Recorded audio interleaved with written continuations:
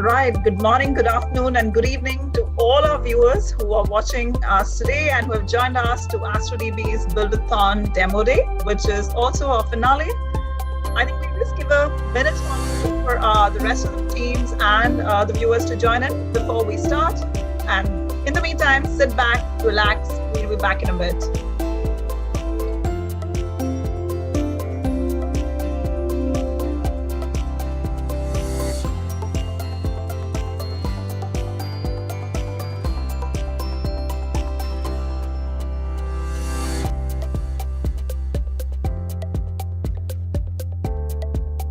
All right, in the meantime, while the viewers and our teams are joining in, why don't we have some fun while we are waiting? So we have some questions for you, especially for the participants of Astra DB's Build-A-Thon. I know for a fact that participants, apart from, viewers, apart from the participants are joining in. So not for you, but at least for the participants, we have a few questions on Mentimeter.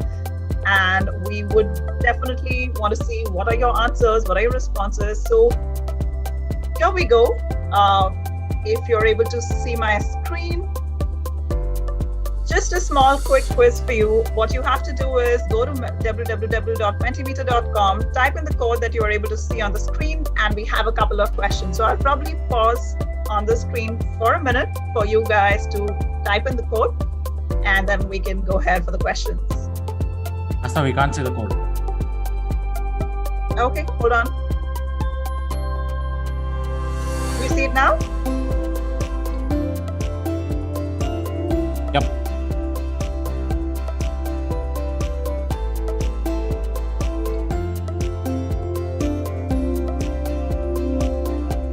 Okay, so the code is 730-96834. And now let's see the questions. So the first question is, did your team pull all late nighters? How many of you did? I'm sure our winners who are joining us for the call today did. But we would be happy to see how many of you did actually pull all late nighters. Wow, so the yeses are just going up. We don't have any no's for this one. Let's see the next question. So in one word, if you could describe your experience of the hackathon so far, what would it be? Just one word from all our participants. Wow, we have some word cloud. Our answers coming in. Brilliant, learning, great. Awesome, let's go back to the first question. Oh my God, we have 9 yeses. I am just wondering which is the one who said no, because I'm sure all of you put in a lot of hard work, and which was the one person who, or the one team who didn't actually pull up any late nighters. But let's see how this is coming up. So this is so amazing to see. We have some answers which says awesome, great, splendid, insightful, challenging. Of course, it was challenging, and you did a brilliant job to understand all of those challenges and come up with those projects that you've submitted. Learning, definitely. That's definitely an answer. That's definitely true. Great. So we can still keep filling this word cloud, and we would get back to this towards the end of the hackathon. Towards the end of the session as well. But in the meantime, let's start off with today's demo day. So again, a very, very warm welcome to all our participants, all our judges and mentors, and the DataStax and Angel Hack team. We are so excited that we are hosting you today live on the demo day. It's been an exciting, I won't say 3 months journey, a little more than that. It's actually been a good 4.5 months journey since we started the registrations. Of course, this has been a very, very different hackathon from the ones we usually host. We had so much fun, so many challenges for you. We did have 3 different challenges for 3 different months, and that's why we called this actually made a real side hustle hack, because the participants were free to choose which month, which challenge that they would want to build the projects on and then come back. So we did see so many responses for the hackathon, to be very honest, and we would be sharing some fun facts with you in this call today. But it was an amazing 3.5 months journey. And for all of you who are not participants, but joining us as viewers, we would definitely want to share that this is actually the demo day, which is basically the finale of the 3 months, 3 amazing months that we had. And this is brought to you by Angel Hack and DataStax. So before we move along any further, let me acknowledge the team who made it possible. So from Angel Hack, we have Harish and Zale, who are joining me today. And I'm your host for the day, that's Asta. And along with me, we have the DataStax team. Obviously, we have the judges and the mentors, and I will be introducing them in a bit. But we did also have the organizing team from DataStax who did a brilliant job of working with us, making sure that all of these pieces fell in place and we had such an amazing event for you. So really would want to acknowledge Jack and Patrick from DataStax for helping us in making this possible. All right, so without further ado, let's look at some fun facts on what happened in this hackathon. So believe it or not, we had more than 2,300 hackers joining us for these 3 months. Amazing. Some of them, like I mentioned, it's a true side hustle, hack. And these hackers participated in one of the challenge month or the others. But we did have 2,300 plus hackers joining us for the hackathon. Now, those were from 69 different countries, 5 different continents, so really a large-scale global virtual hackathon, 100 plus teams who joined us. And for all of the participants who were a part of this hackathon, we hosted this on Slack. And we were also looking at how responsive you are in the hackathon, and we did have points for that, for the leaderboard. And surprisingly, we got more than 20,000 responses on Slack in terms of your reaction. So that's amazing. And a big thanks to all our hackers who did so enthusiastically participate in all the events, all the announcements, etc., that we had for the hackathon. Now, we also did have a learning pathway so that we get to know more about Astra DB by DataStax, which is actually the crux of the hackathon. And we did have around 85 participants who successfully completed the learning pathways. Now, I won't say this is made up, but I'm sure this number is more, but we definitely had a lot of rounds of coffees between the participants, between the organizing team, and between the mentors and the judges, because we really did see a lot of participation from all of us, all of you, in the hackathon. So those were some fun facts for you. Moving along, we did have some fun along the way. So we just have made a small little collage of the various activities we had, but for all those hackers who are there on Slack, I'm sure you've seen the photo booth, and it keeps getting filled with participants hacking their projects, our events, etc. So it's really, really been a very, very fun event along the way. Now, before we move along, I think it's really important to thank the people, apart from the organizing team, who made it a success, because without them, we definitely could not have concluded. That's obviously first you, the hackers, who did an amazing job, like I mentioned, in being so proactive and so active in the hackathon overall. But apart from you, there were our judges. And a special mention to all our judges for helping us out, because we had 3 months, 3 different challenges, 3 different rounds of judging, and this is the final one, obviously.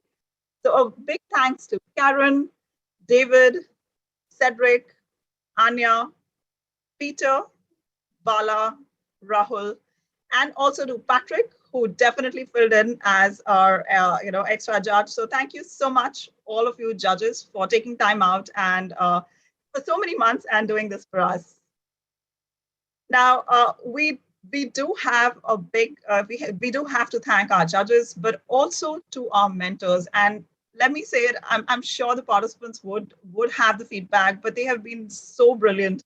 Throughout these 3 months, they have been there with all the teams, guiding them, making sure that they are going in the right direction and ensuring that those projects that they're submitting are of the class that the judges are able to view.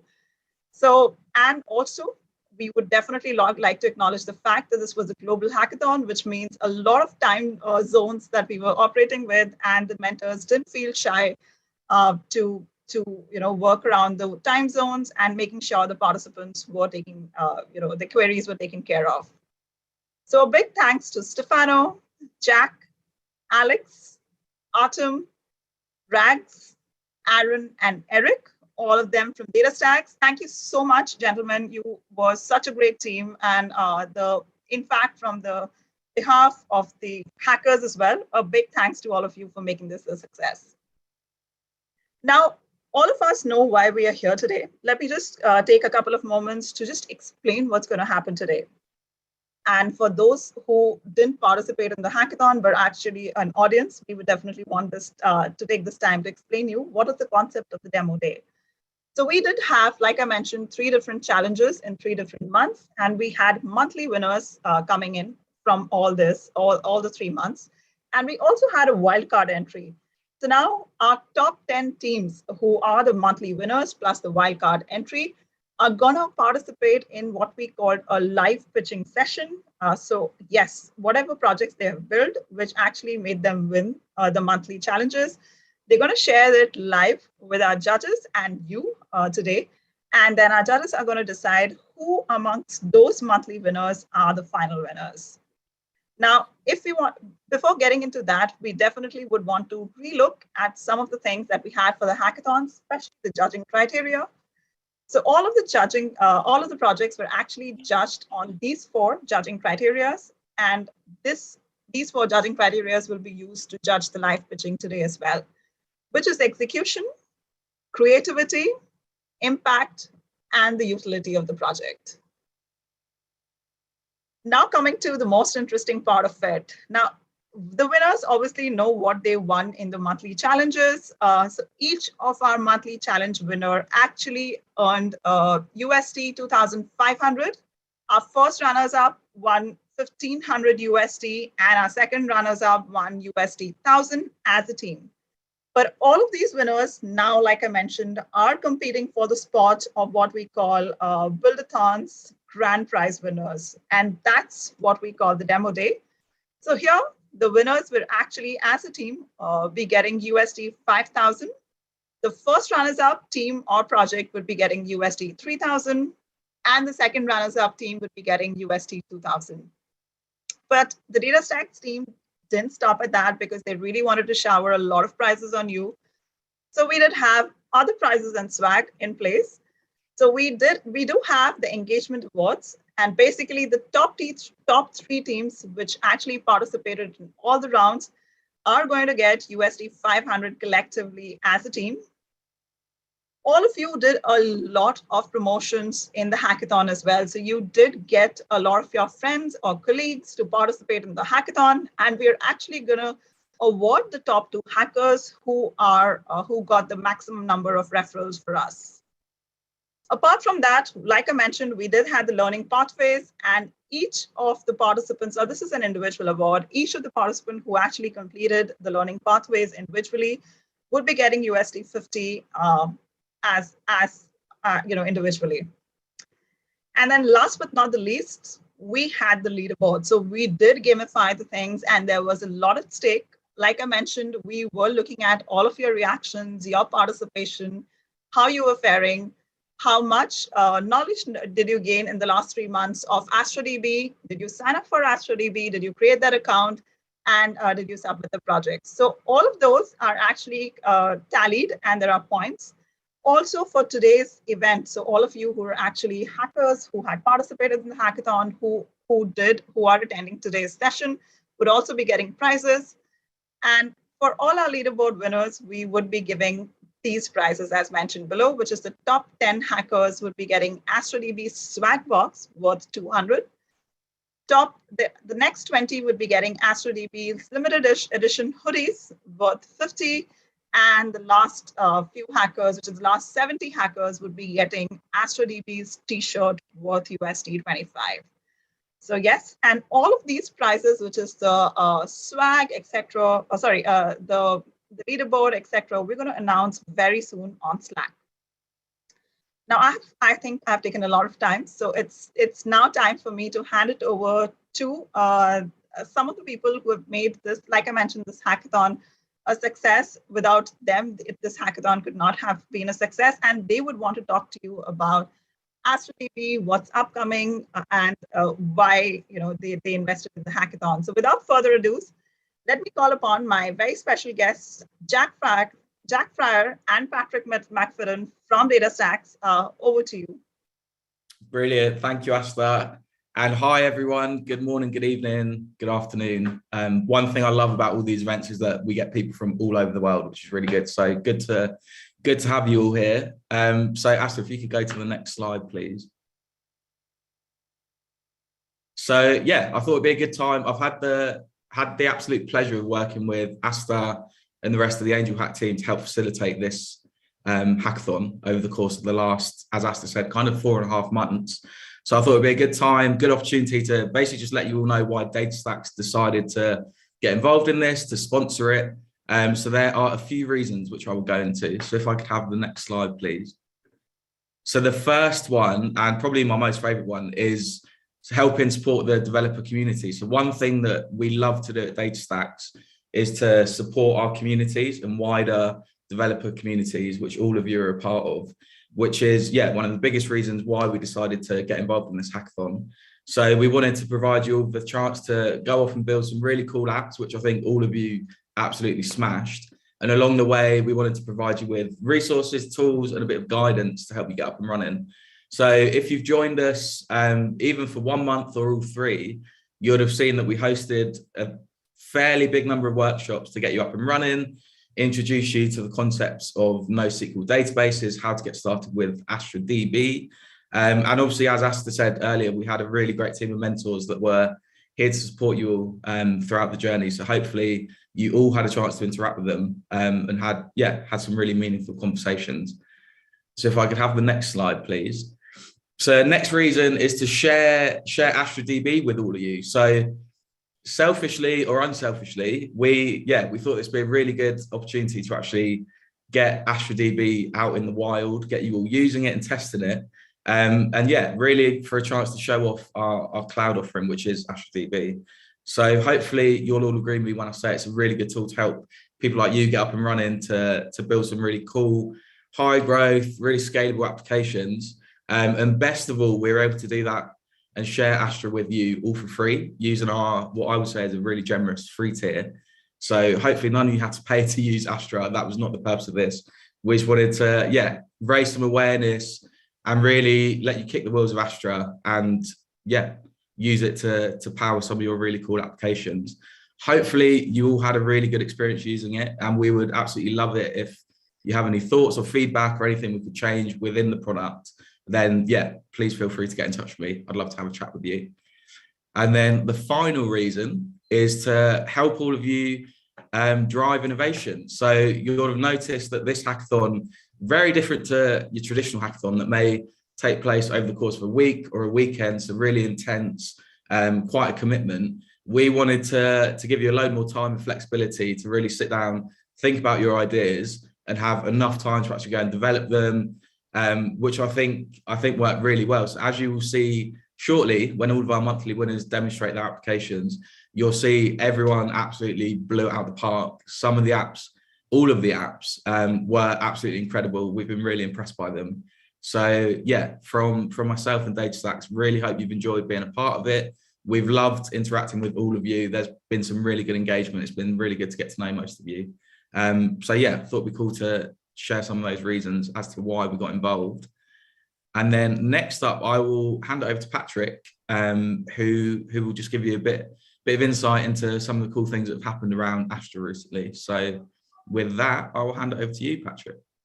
Thank you, Jack. And yes, and a big thank you for me too. I mean, I love this more than anything. I was sharing this with some people in our panelist room that, 20 years ago, almost exactly, I was doing a hackathon too. I did one for Motorola. They wanted to create new features for their feature phones, their flip phones, back in the day when we did this with our phones. And it was a lot of fun. And then here's another thing I didn't tell anyone is that the first app I ever sold was a side hustle. I was working at a university, and in 1999, I sold the app that I wrote. And It was, nights and weekends, but I got hooked. And that's when I really learned about, this is the best industry, isn't it? And this is what drives me to help everyone that's doing this, but not just with like a hackathon, but the kind of things that we build, the DataStax. So we talk about Astra DB is more than just a product. For us, it's really trying to embody this culture of building apps quickly, because nothing matters more than how fast you can put an application in production. Nothing. That's how. And maybe you don't have to stay up all night. We had 9 all-nighters. What if you didn't have to stay up all night to write your app? So we have a few things. Let's click through here. The next one, please. We have a few things that I wanted to show off. First is, this is pretty new, but and this has been driven by our advocate team. Huge shout out to Cédrick Lunven, who's been pushing this site called Awesome Astra. If you haven't checked it out, go do it. It is really cool. It's essentially, this is our idea of what the next generation of docs should look like. And it's very interactive. It not only gives you what you need, but you can play with it right there. You can interact, and it's better. I think it's because it's built by developers, it's better for developers. And we want to make this something that's really just a fluid part of the Astra experience. And thank you, Harish. And because links count, I can say things and everyone's looking for, where's the link? Yeah, thank you. And this is something that's ongoing, and we would love feedback. It's all on Git right now. So if you have, and especially the way you're building applications, we would love to hear your feedback. Right, next one, please. And CDC, which CDC is 3 letters, but what it means is change data control, which is also a boring and horrible name. What CDC for Astra is this: when we insert data, when we change data in the database, we sometimes need that change to get propagated, to be broadcast out for various reasons. I was working with Nest, the thermostat people, maybe 8 years ago, and this was a problem that whenever a Nest thermostat sends temperature data, you may want to get an alert on it. But do you get the alert before it goes in the database or after it goes in the database? Before it goes in the database, you may have a situation where that data gets lost or there's an error. And so as a user, you'll open up your application for the Nest thermostat and look at the data, and you say, that's not the temperature that I needed an alert on. So you have this weird condition. So there's an order of operations. And so what they needed was the data to go into the database and then alert users. So that's a perfect use case for CDC, where I'm going to put data into the database, and then once it's done, it will send it out to somewhere else. And in some cases, it may send it out to a Pulsar stream. Well, it does go to a Pulsar topic, but you may want to send it to Snowflake to do analysis, or to another database like a MySQL database, or an alert to a user. This is an evolution for how useful this is. This is a hard thing to do, and we're trying to make it really easy. It's a button on Astra. So that's just kind of a highlight of one of the cool things that we just developed, and it's available now. Next, please. And of course, serverless. It's the fastest fun word in the database industry right now, actually in cloud native. So if you're doing cloud native, my personal interpretation of cloud native is that it costs less. Because cloud infrastructure is expensive. It doesn't matter where you do it, how you do it, it can be expensive. Serverless is about reducing costs. And it's because of this idea that it's the difference between owning a car or taking an Uber, right? If you own a car, you have to pay for the car, you have to find parking, every day you own this car, and it costs money. But if I take an Uber, then I can just get a ride from one place to the other and walk away. I never have to pay for that car. So this is like the Uber of databases. I just use what I need and I walk away. And what we've built, and this is also a way that we built it, and so just a little inside stuff, the way that we built the service, it actually makes it so we can spend less money providing the service to you, and we can pass the costs on to you, or those lower costs. And that's why we can do it so cheaply, is because the way we built it. And I will be talking about this at a couple of conferences about how we built Astra, and it's a very interesting thing if you're into databases. But it's just the way that it's built is very efficient for us. And I think the thing that's most important right now, this is actually a very green way of being in infrastructure. Green being very cost effective for the environment, because we're not just burning up electrons to keep things running that aren't being used. We should only use what we need. Next slide, please. And then finally, the Stargate API. Stargate is a separate project. You can go to stargate.io and you can download Stargate as a different thing. There's a container. It is the way we built this idea around Cassandra, that you can get access to Cassandra using APIs instead of using a driver and having to have your code connect to a database and manage the connection. What if we used HTTP APIs? So GraphQL, REST, gRPC, and then a completely different way of accessing Cassandra, which is using document. Here's my JSON, and figure it out. And that's Mongo has done a lot with document. We're doing the same with document right now. And it's just these alternative ways of gaining access to Cassandra and using your data. And this is for developer productivity. When you're building a React application, there's no database driver in React. You can make a call to an HTTP endpoint and get a JSON blob back, but this is an application code, and what we've been forced to do is write this intermediate code where we write our own microservices to handle the connection between your JavaScript and your application. Well, imagine this, we could just eliminate that by using the right APIs to access the database. So that's what's driven us to really put a lot of energy into Stargate. It's also driven us to open source it. We have some really cool things happening in the open source community right now. For instance, there's a DynamoDB API that's been developed by Carnegie Mellon University that runs on top of Stargate. These are the kind of innovations we want to see inside the open source community for Cassandra. All right, next slide. Okay, done. Thank you so much, Patrick and Jack, for sharing some of those insights. I think a lot of users or the participants who have joined us for the 3 months long hackathon know a lot about Astra DB by now, I hope. And we are also going to know a little more about the feedback like Jack was mentioning. But do feel free. We would be sharing the feedback links as well. Please do feel free to share your thoughts on Astra DB and how it was like building on it. And now, it is time when we do invite all of our teams who are the top 10 teams for the live pitching session. So it's that time. But before I hand it over to my colleague, Harish, who's going to take you through and who's going to host the session for live pitching, some of the rules that we would request all our teams to adhere to. So all our 10 teams would be getting 5 minutes to pitch the solution to the judges and obviously the audience that we have for today. The judges would also have 3 minutes to cross-question the teams. So the teams, please be ready with your pitch.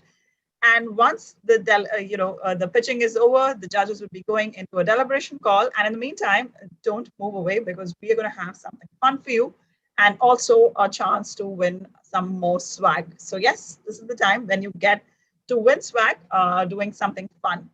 So yes, while the judges celebrate, we're going to have a quick 10 minutes fun quiz session before we go ahead and announce the final winners.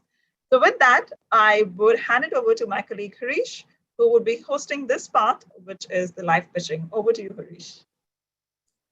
Thanks, Asta. For all the teams that are getting up to pitch now, there's one quick information that I want to give you. At the 4-minute mark, you will hear a bell chime, which means that you will just have 1 minute left, and you'll hear it one more time at the 5-minute mark where you'll have to stop pitching.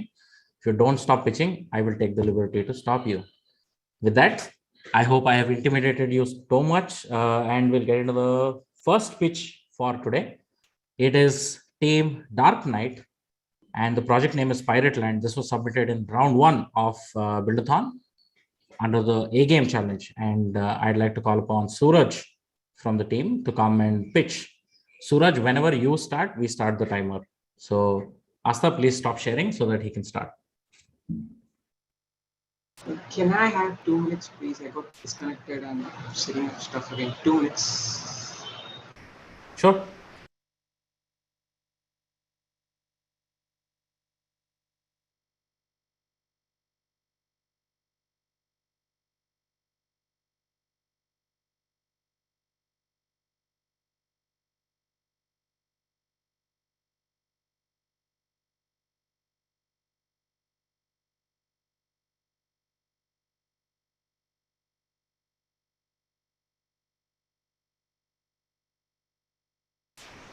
Yes, I'm ready now. Can I go sharing my screen?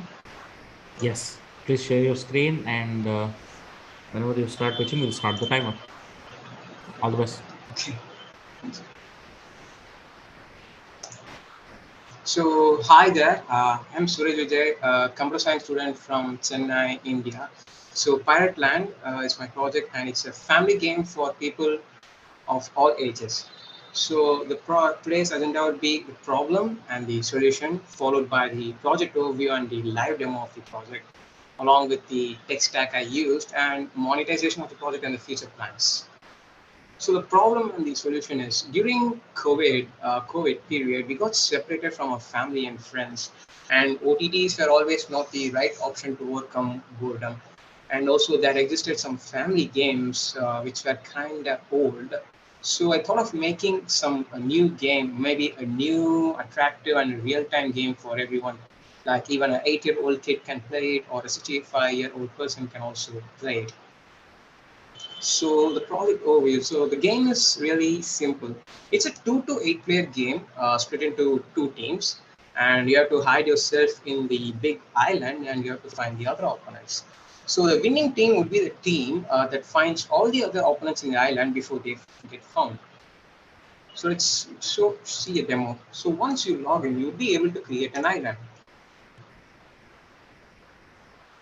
You can join the team. You can go about sharing the room ID with another friend or your family member, they can join the island.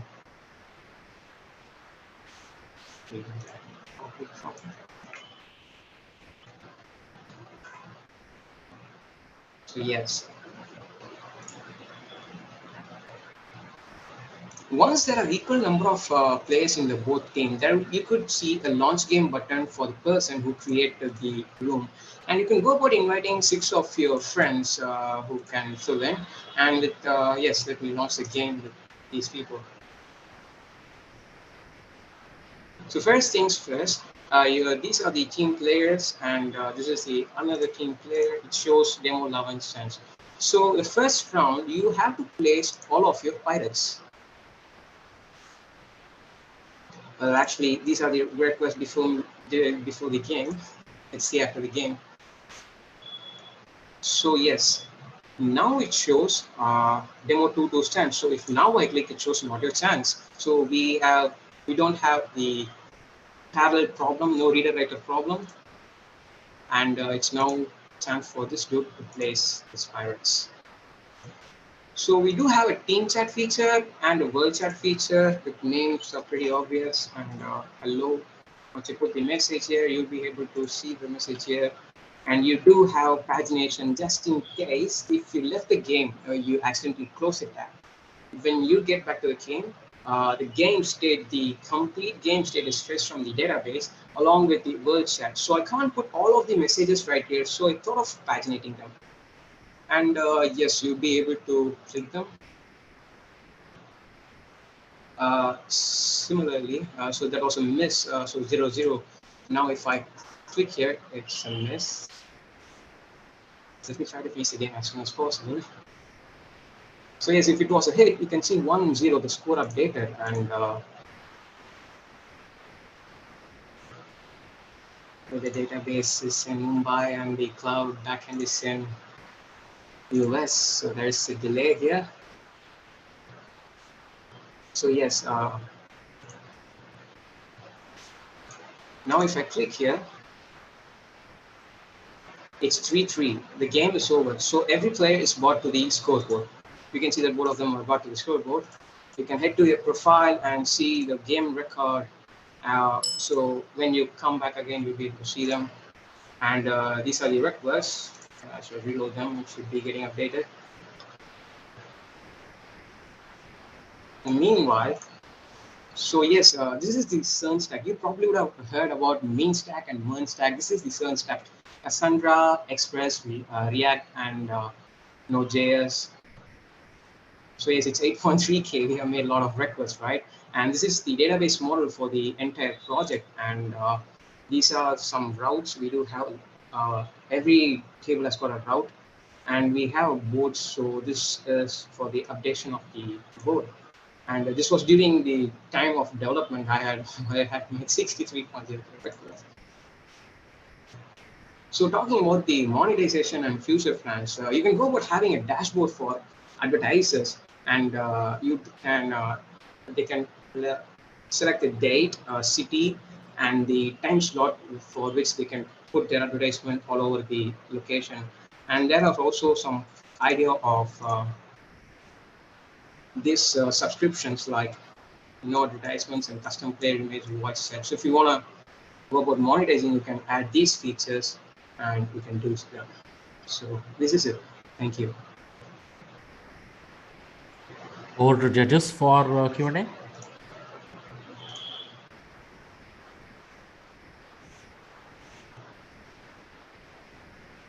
I'm curious, do you have a mobile version of this too? Or could it be a mobile version? Yes, that could be a mobile version, but I didn't concentrate much on the responsiveness for mobile. I thought, but it should look good in the tabs and laptops and desktops. Yeah, so how would you convert this, or how would you implement this as a mobile application? Just out of curiosity. Yes, the stack would be the same except for the front end part. I could go about having making a React native application. I do know React a lot, so I can make a React native application. And we'll think about how to arrange some stuff and so. Well, I expect to see it on the App Store soon then.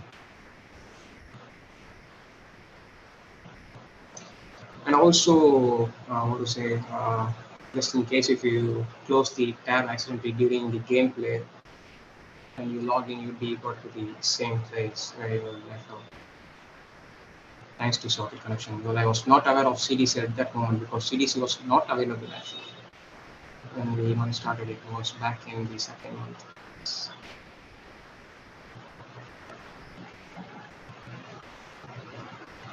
Okay, thank you, Suraj. We'll call you back when your next project comes up. Judges, take a minute to score. And in the meantime, our second project for today is Team Danito. And the project name is CO2 Alarm System. And we have Danny, who's going to come up and pitch. Danny, please share your screen and be ready. Good day, everyone. My name is Danny. I'm not use the pitch deck, but directly to using the camera. Okay.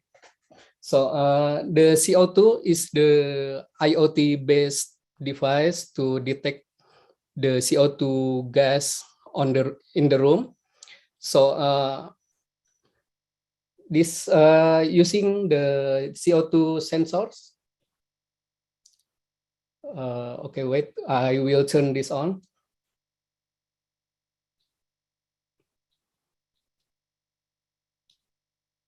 Okay, while we wait, I already prepared the CO2 generator. So we can see that the CO2 gas in the high concentration will detect by this device and turn the LED to red or blue. But for the green color is the CO2 gas is normally in the room. But when we I will try to add the gas. This is CO2 generator. Okay.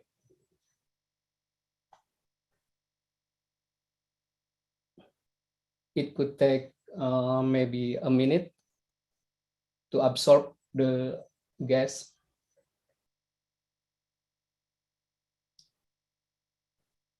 For the next version, I will use the chemical sensor.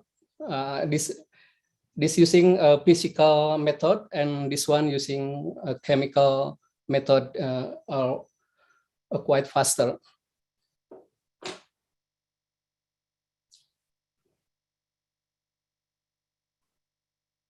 Yes, the LED turn to red colors, which means it's the CO2 gas is in high concentration. We can see on in the Astra DB database. I will share the screen.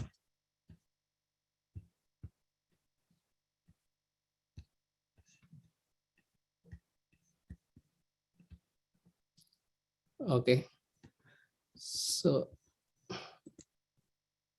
I will, yes, if the CO2 gas more than 1,200, it will turn the LED to blue, and when rise to more than 2,000, it will turn to red. But the number is, it will depend on the room and how many people in the room, and we can calibrate it first.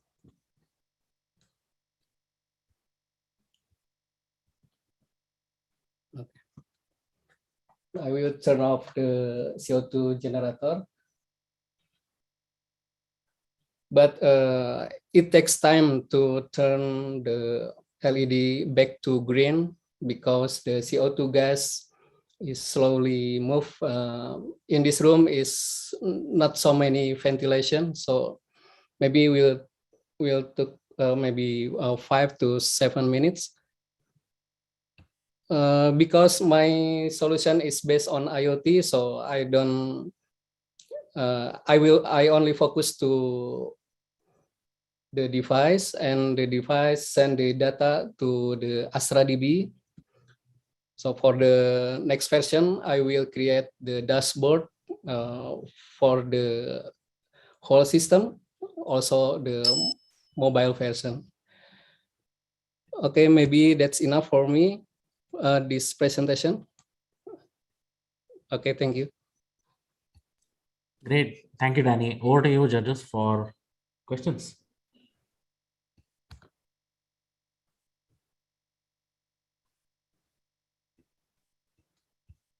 Oh, come on. I know we got some questions. Danny, I asked this in the chat. Are you in your secret lab in a volcano? Oh, this is only my little desk in the corner of the room. Okay, well, I've got a question. So great, Danny. I was really happy to see somebody doing IoT in a hackathon, because physical stuff is hard. Like coding is getting easier and easier, but the physical stuff is, even with all the stuff you can get for the Arduino. Are you using Arduino for your device there? For this hackathon, I use Raspberry Pi Zero. Yeah, but we can also use ESP32 or Arduino also, because the sensor is only using serial communication. Okay. What was your inspiration for going into this? Because this is a long-term project for you. This isn't something that you do over a weekend or an all-nighter, right? Yeah. So what was the inspiration for you to do this? Yes, when I work in the room for maybe 2 or 3 hours, I feel dizzy and a bit sleepy. And I googling that CO2 gases will affect our concentration also, and make make us maybe sleepy or tired. So we have to open the door or open the window to exchange the CO2 gas to go to outside. And also the CO2 monitoring will bring us to a concern to the carbon, carbon things, because we want to reduce the carbon, isn't it? So this project will great if we go to work from the office again, and when in the room is so many people, and then the CO2 gas will getting more and more in concentration, and that will make us tired or sleepy, and that unproductive. So with this device, we will know that the room need more oxygen when the colors turn to blue or red. So we can increase the productivity. Maybe that's my reason. I just wanted to say, like, I recently bought a device that checks to see if the internet is up, and if not, it reboots my router. And it's a very simple device. And I was thinking about what you have here. I mean, I could see this becoming a physical, like, you plug it into the wall, you connect to your Wi-Fi, and it alerts you on your cell phone, or it can, just show a red light. So, yeah, I'm really happy you were doing something with IoT. I just wanted to give you kudos for that. Thank you so much.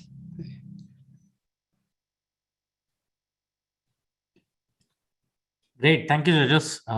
Take a minute to score while we move to the next team. Thank you, Danny. We'll come back to you soon. Our third project for today is called team name Kdrillar, and the project name is Seeyu. And the pitch is going to be done by Dave.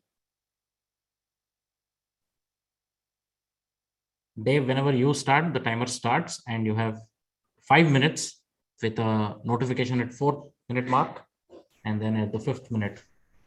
Over to you. You can start sharing.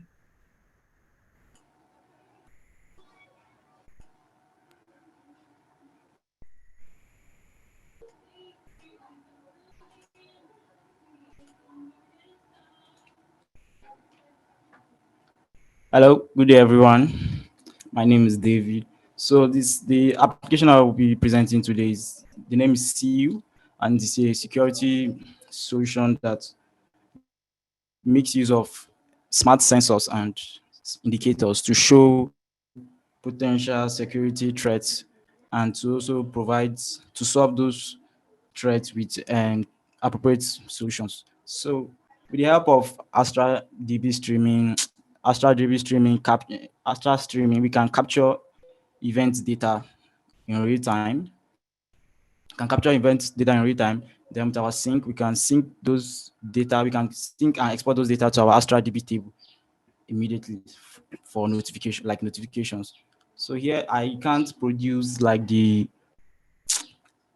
I'm facing some bugs right now on the project, so I can't produce the live version, but I think the month I submitted, I made some submission on it. So Seeyu helps in alerting, like it gives notification when there's an intruder in a room where you can monitor the room. So it's way more better than CCTV cameras, because you get immediate notifications when there's an intruder in a space or in a room, so you can get to take actions immediately for stuff like that. So let me go and just check the mobile app here. So yeah, this was the capture I ran like the first month. So it's sent with my Raspberry Pi, my Raspberry Pi camera module. And my PIR motion sensor. Once the sensor detects emotion, then it assigns a function to capture the picture of who is around the room, and through our Astra, and it sends that as a producer through our Astra streaming. Then we can come to our notifications here, and this notification is going to read directly to our Astra DB table to check the recent data that just came in. So we can take action, like I said. So right now we don't have an alarm system now. So if there's an alarm system in where you set up your CU device, you can toggle alarm, or you can call 911. Like just that's part of showing you what action can be taken. So yeah.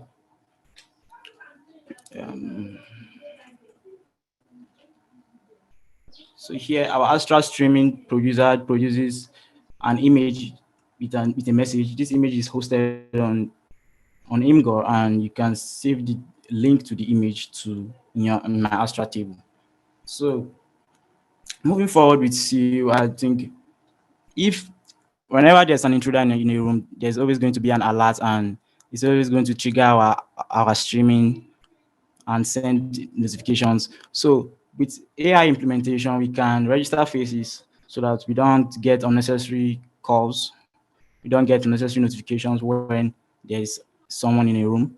Then another thing is now Seeyu I'm using a microcontroller, which is Raspberry Pi. So we have to make it as a device so that when you install the Seeyu app, it also comes with a device which you are going to purchase, and you will have to set everything yourself, and you get the notifications on your mobile device. Then same is going to come with a camera that's a device too. So the device is going to be like a one-in-all device that has a motion sensor and a camera sensor. So the revenue model for C is going to be like we charge users based on their notifications. So we can charge them per month, or we can charge them per notifications on how they use. So this is mostly an event-based application that makes use of Astra streaming. Yeah.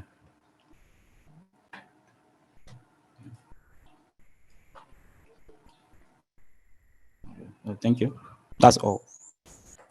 Thank you, Dave. Over to judges for questions.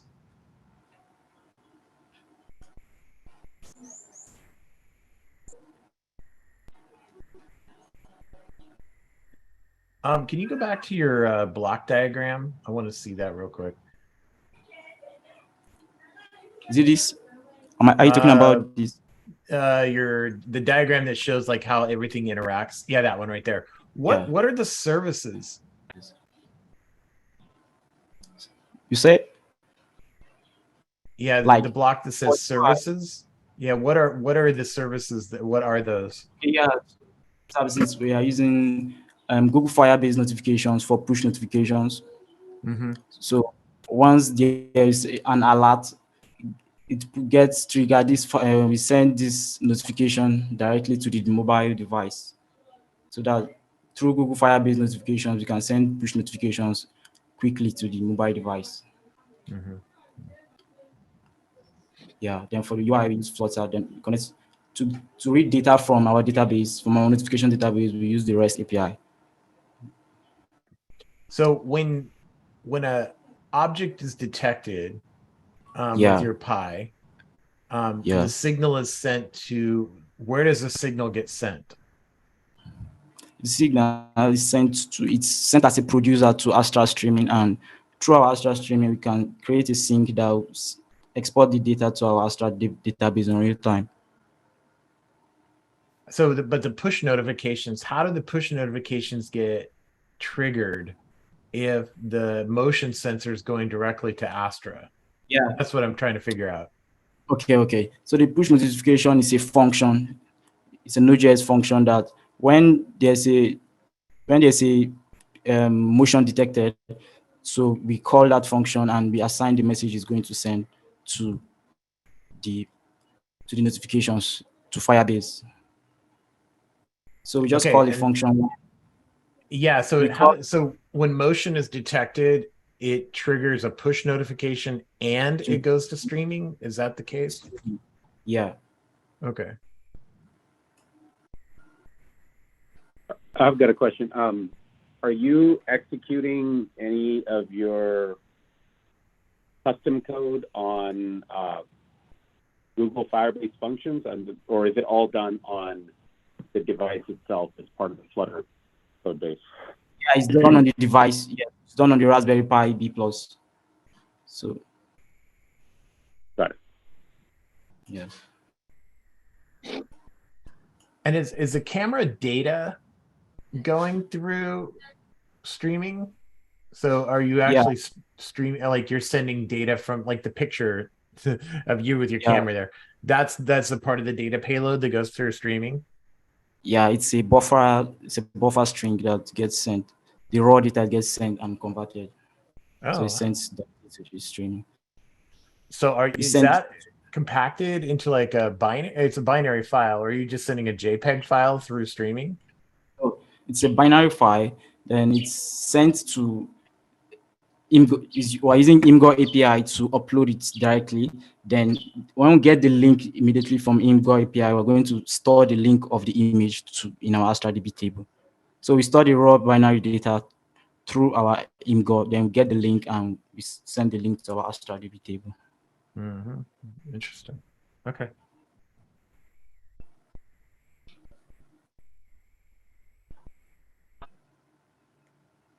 Great. If there are no further questions, thank you so much, Dave. No, it's good. Yeah.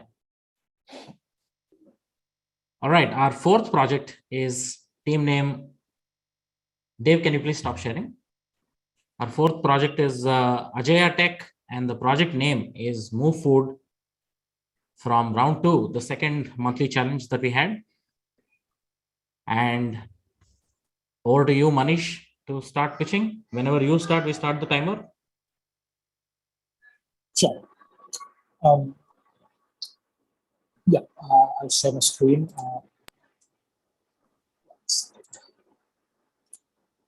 Perfect. I hope you can see my screen at the moment. Yeah. Perfect. So, mUfood. So basically, we revolutionize the way you serve. Let me bring to you a situation that we all faced during the COVID scenarios, and probably even before that. You go to a restaurant for dining. You wait for the server to come and deliver you your menu cards. Probably you have the menu cards on the table, and then you wait for the server to come and get your order. Then you wait for him to track the order. You call him. It's a very manual process in general. You always have to call the server by name, and it takes a while. So here at mUfood, we want to change the entire mechanism of how we interact with the server, and how the server and the management interacts with you as well. So the agenda for the day. So we will be discussing the challenges that the restaurant industry faces, and then we'll move on to how mUfood will actually contribute and to solve that particular situation. Then we'll jump onto our MVP and give a brief demo and see how much time we have. And then we'll probably jump to the tech stack and the future development goals. Yeah.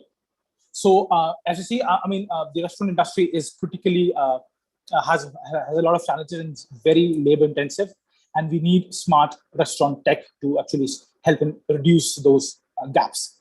And we also have to engage the customer better, build loyalty, build analytics, because there is a lot of data that is being lost in the meantime, where we don't have all these digital mechanisms of interaction. Next, we also have to manage kitchen operations, back kitchen, supply chain management. These things take a lot of time and effort, and if not done correctly, that can result in heavy losses. And also in the COVID scenario, we had contactless ordering and delivery that actually was pushed and accelerated, but it's here to stay. Next, our solution is basically building upon digital menus, and we'll be talking about supply chain management in the next round when I'm called again. So in this particular month, we are actually focusing on digital menus, which will actually help you deliver contactless ordering for dining restaurants.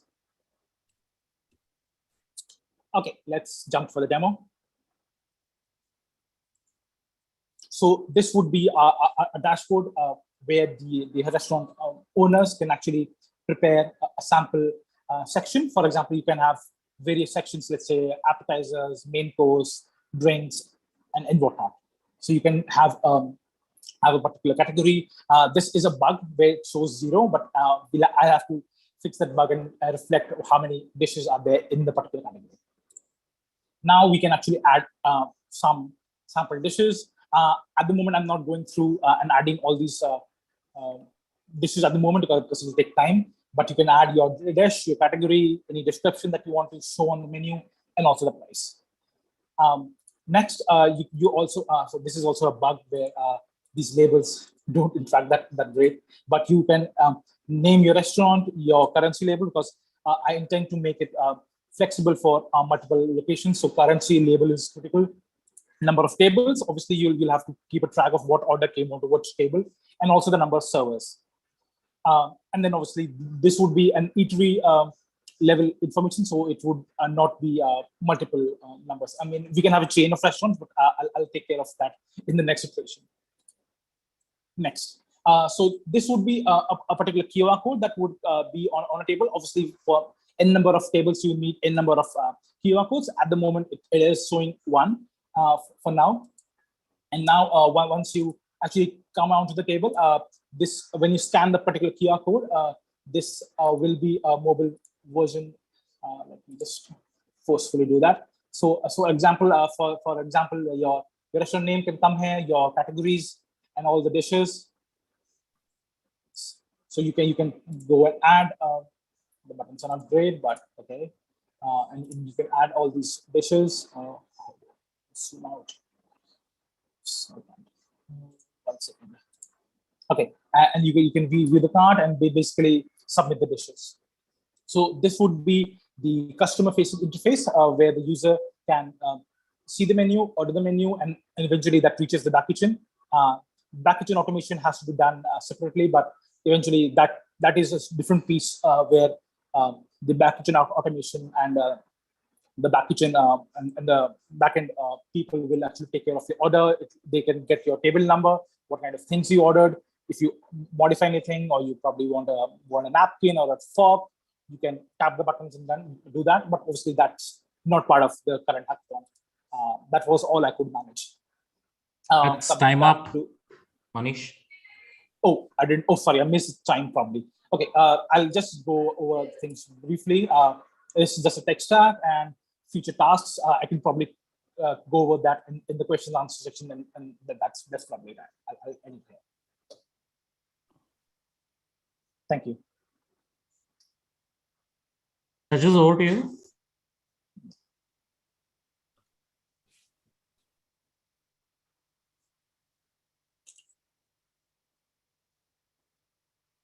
Nothing from my side, Harish. Well, I'm just curious, you obviously built this with something in mind. Do you have somebody that wants to use this? Because this seems very specific. Exactly. So I mean, this is a venture that I've been trying for the last couple of months, sorry. But I wanted to do a customer evaluation both on the US and India. So I have been meeting people virtually and also conferences. So I've been interacting a lot with the industry, especially in India, because I can do that physically here. When I was in the US, I have faced these challenges as well, because a lot of these things are still very manual. Luckily, in India, you have something called as the UPI, where you can just scan a code and then be done with the payment. That could be implemented in the US as well.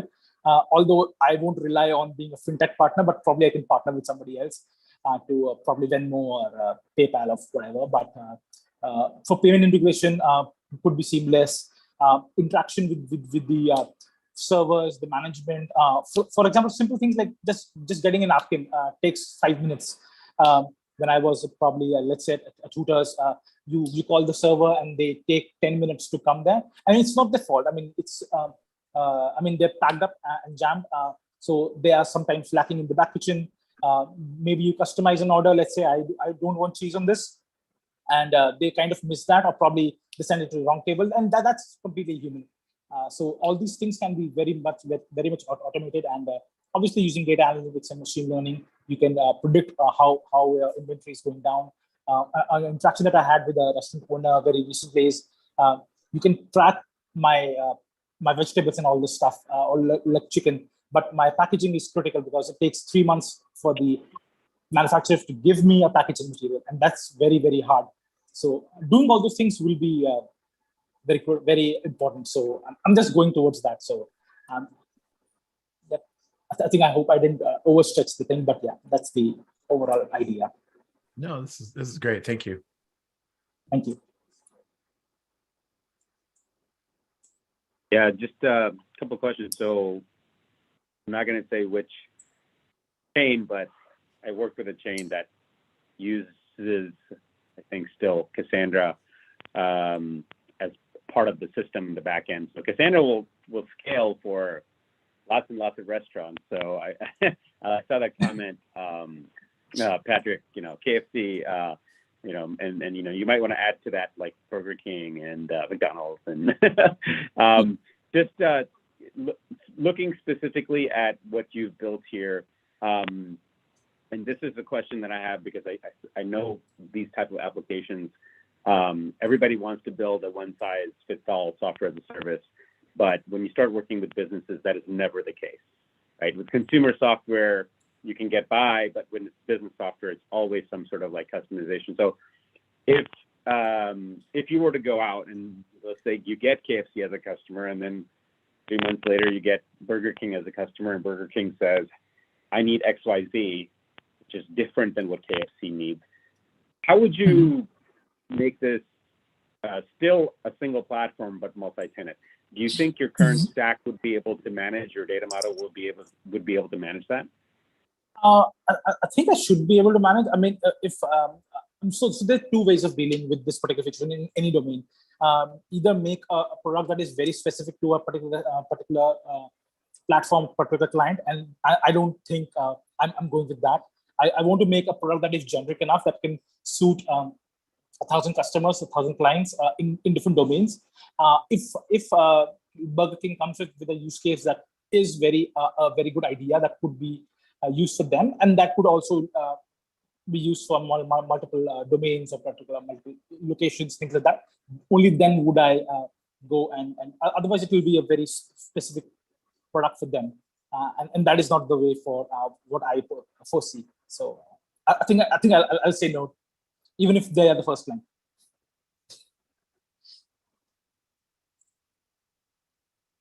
Thanks. Thank you. Great. Thank you, Manish.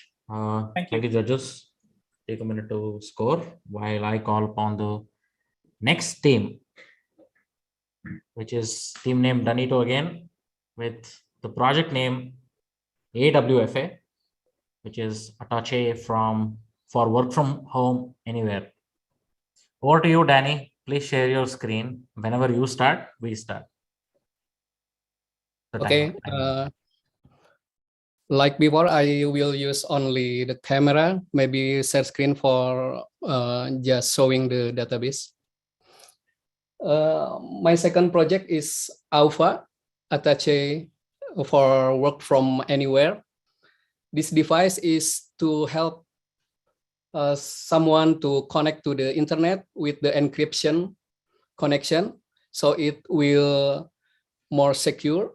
And also this device is used to record the attendance for someone who work from anywhere.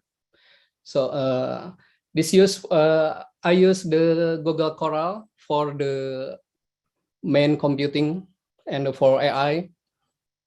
Also using micro router with USB connection, and then using GPS module to detect the location of the attendants, and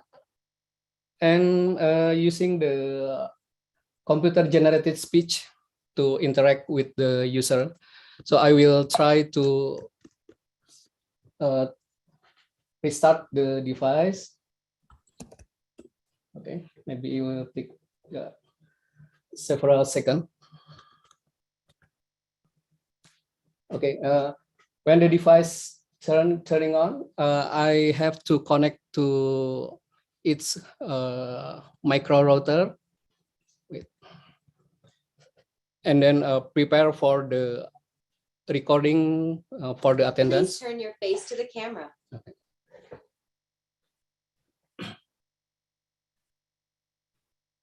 Okay, your attendance has been recorded. Enjoy your work and keep the spirit. Okay. So, this device will help work from anywhere a lot.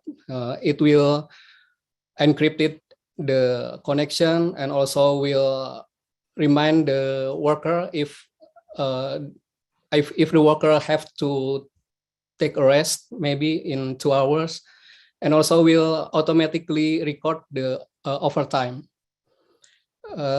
And the database is stored in Astra DB. I will share the screen.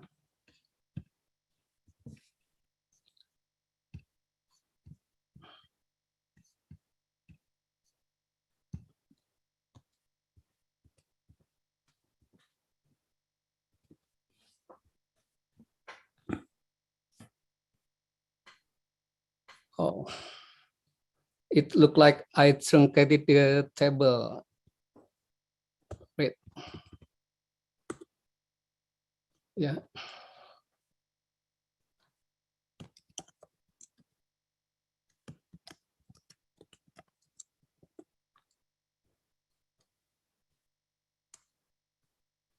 Oh, the database is,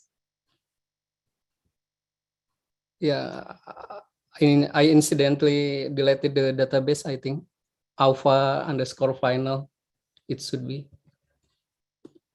Okay, maybe we continue to discuss the device. Yeah, so I use Google Coral because the entire artificial intelligence is on the edge side. So this use the edge computing technology, and the data on the Astra DB can be accessed from the main application, but maybe in the next version I will create the dashboard and web-based application. But for this hackathon, I just only create the device and the data is stored on Astra DB. Okay, maybe that's all for me. Thank you. Judges, over to you for questions. No, Hey, I'm curious. Yeah, go ahead. no, it's a great device, but yeah, we'd love to see how it went into Astra, but that's fine. I think that's not a difficult thing to do, but very good idea. I loved your idea. Thank you. Thank you. Thanks. Just a quick question. I think in your last device, it was pretty clear to me how the data, once it's coming into Astra, how it could be visualized. What do you imagine would be an interface that people would use to interact with the database as this device is collecting information? What type of software do you see in your mind? The Astra DB is only stored the attendance, not stored the data itself. So the data is only wrote to the micro router, and for the next version we'll use self-made router inside the Google Coral, so we don't have to use the micro router. The connection is encrypted directly in the device, so the Astra DB itself is only to store the attendance data. Let's answer the question, Rahul, or not? Yeah, a little bit. I was asking more about, let's say, like a web interface that somebody would use to, check in and see what's happening. That's what I was like. What do you imagine the web interface would look like that talks to this database, or a mobile application, either way? Yes, maybe for the next version, I will create the mobile app or desktop or web-based application. But for this hackathon is I have little time to do that, so just focus on the device and store only the attendance data on Astra DB. So what about security? Got it. You know, before I bring a device into my house, I don't want it to be something that's, you know, a malicious hacker could get access to, or that data is shared in the wrong way. Like what kind of security aspects, and it may not be a part of it, but you're thinking of? Yeah, security is wide.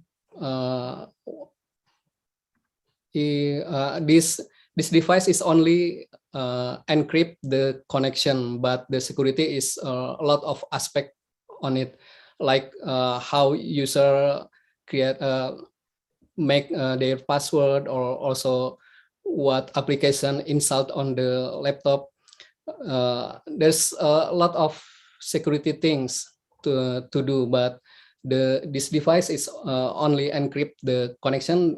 It will make your connection more private because this micro router route to the Onion to Tor network, so it will encrypt multiple times. But the security itself is depends on many things, like strong password or good application, or etc. Maybe a lot of things to do in security itself, but at least we have a more secure and more private connection on it. So someone who work in maybe in sensitive area, like government institution or maybe banks, will get more secure connection, and it will increase the security. Although another aspect of security is we have to prepare also.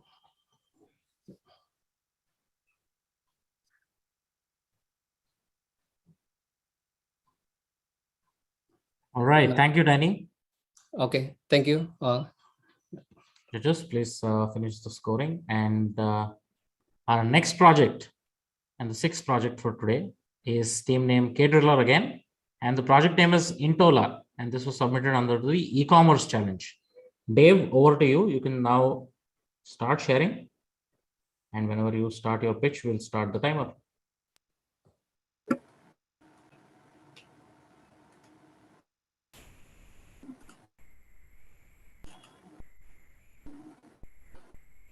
Hello everyone. So this is Intola. It's an e-commerce application for delivering, shopping, and donating to people in need. So it's a way to, it's a mobile application for shopping, and it's an easy hack to deliver goods to people.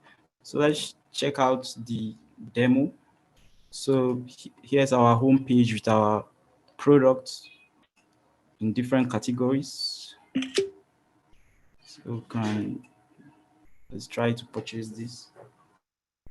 So I'm trying to purchase this item here. I can either add it to my cart to purchase it for myself, or I can donate the product to someone. So let me try to add it to my cart, and I will check out by providing my details. Provide my details and to make payment. So I'm going to skip the making payment section of this because of our time. So let's look at how we can donate this item to users. So to donate item to users, you select the product you want to donate, and you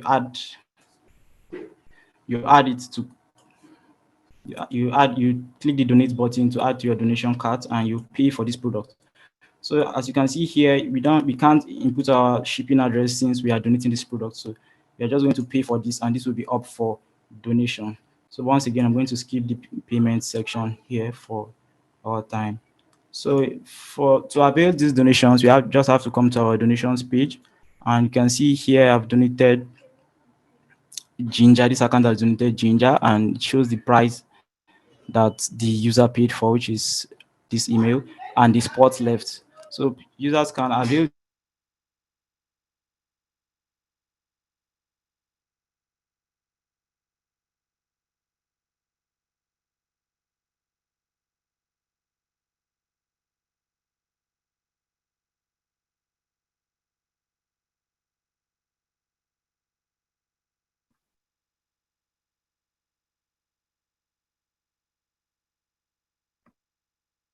Dave, I don't think we're able to hear you.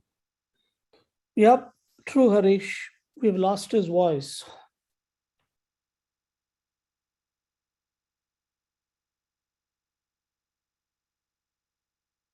I think he may have lost his audio altogether. Mhm. He can't hear us. We're still getting a demo though. I mean, It's pretty easy to follow what he's doing, though. You're right. yeah, I was gonna say, Bala, why don't you just narrate?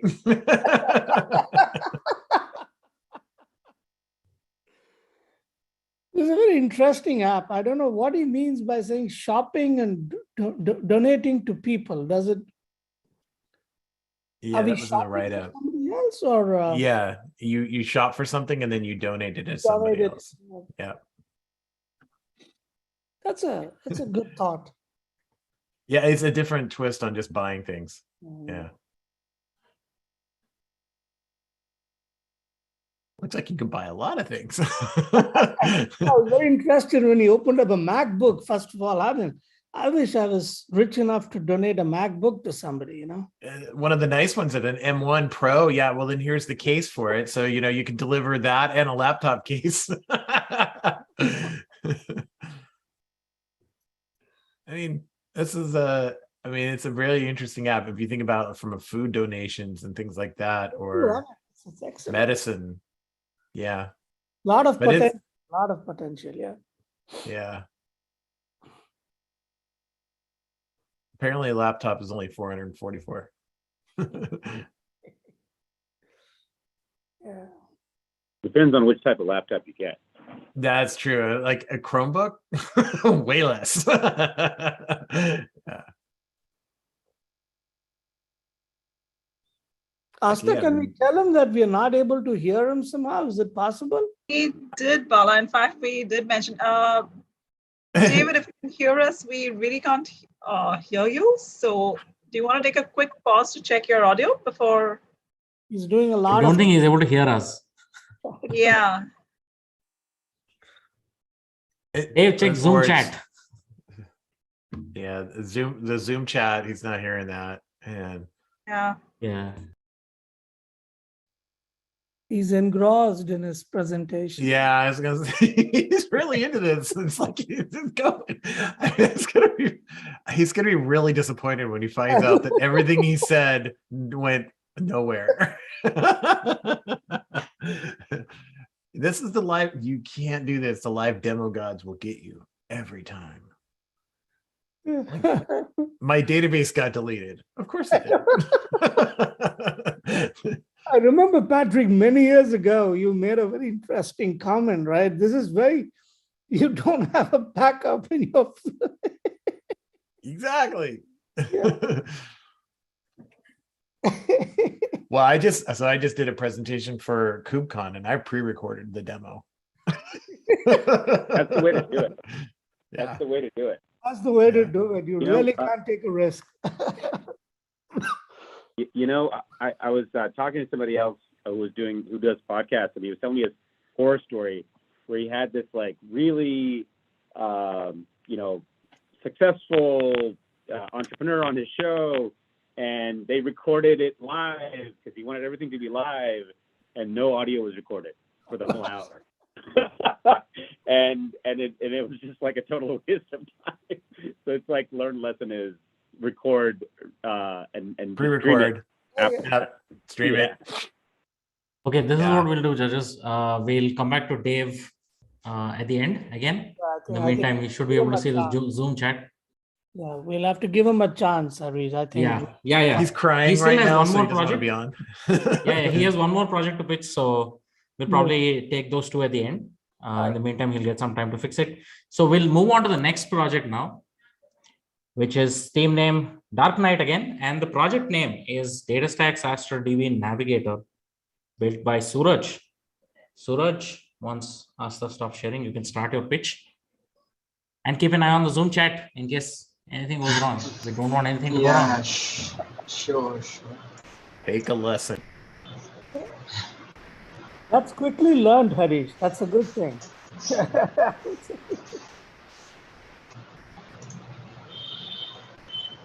So is my presentation visible? Yes. So yes, I built this Astra DB Navigator, which is a no-code environment to manage your Astra DB databases. Let us quickly see the problems. So if someone is new to Cassandra or new to Astra DB, they would really have workshops do a good teaching on how to use, but someone who didn't see the workshop, it's difficult for them. And on the other hand, the Swagger UI is good, but there is a lot of redundancies and scrolling just in case if you want to anything, you need to copy your Astra token, key space name and table name every single time, and sometimes you might forget which table you are actually working on.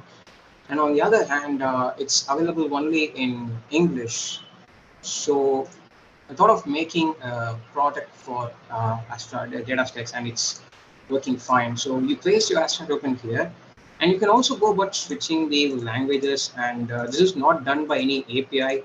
To keep the app lightweight, concentrated more on fetching and visualizing data, I went about adding the translation by own without, so there isn't any use for external APIs, so it's lightweight. So maybe I should turn to English. I'm comfortable with English. So here, once you put your app token, you'll be able to see your databases, and you can also create a new database. Let's say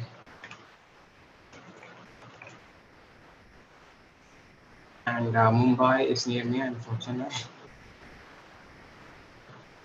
So yes, the DA is being created, and once you probably don't want to do that. So yes, it will be available, and you can go about creating a new key space in the workshops. Key space creation initiated. So you can also go about doing a client side. It's just an easy thing, and go about with the Netflix. So here you can go about creating a new table, and you can also have a custom data type, custom user-defined type, like I had it in Pirate Land. You can find all of the tables here. So let's go to the workshops once again, Netflix one. So yes, similarly, you can create a new type and create a new table and add a column.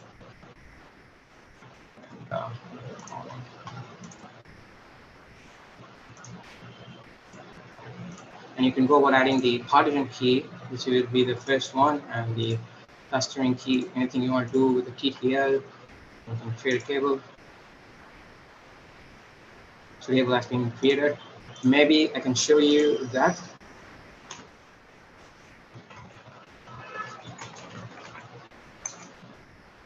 So yeah, DD table, you saw it right there. And the thing is, you can go about altering it. Just because of most of the keys are in the partition key and clustering key, you can't delete them. So you won't be seeing a delete button. You could add a new index, but we don't need an index for this case. And in the movies by genre, you can see the duration, which is not part of the primary key. You can delete them. And just in case, if you want to fetch with duration, you could go about adding this thing, go about choosing the type of index, whether it's an ASCII, you can go about adding all the stuff. And movies by genre index, yes, you can create an index. It will work, it really works, but I wouldn't want to show it here, it takes some time. And yes, just in case, if you click this delete button by mistake, it will ask for a second prompt, please type yes to confirm. Let's cancel it anyways, so we don't have an accidental clicks.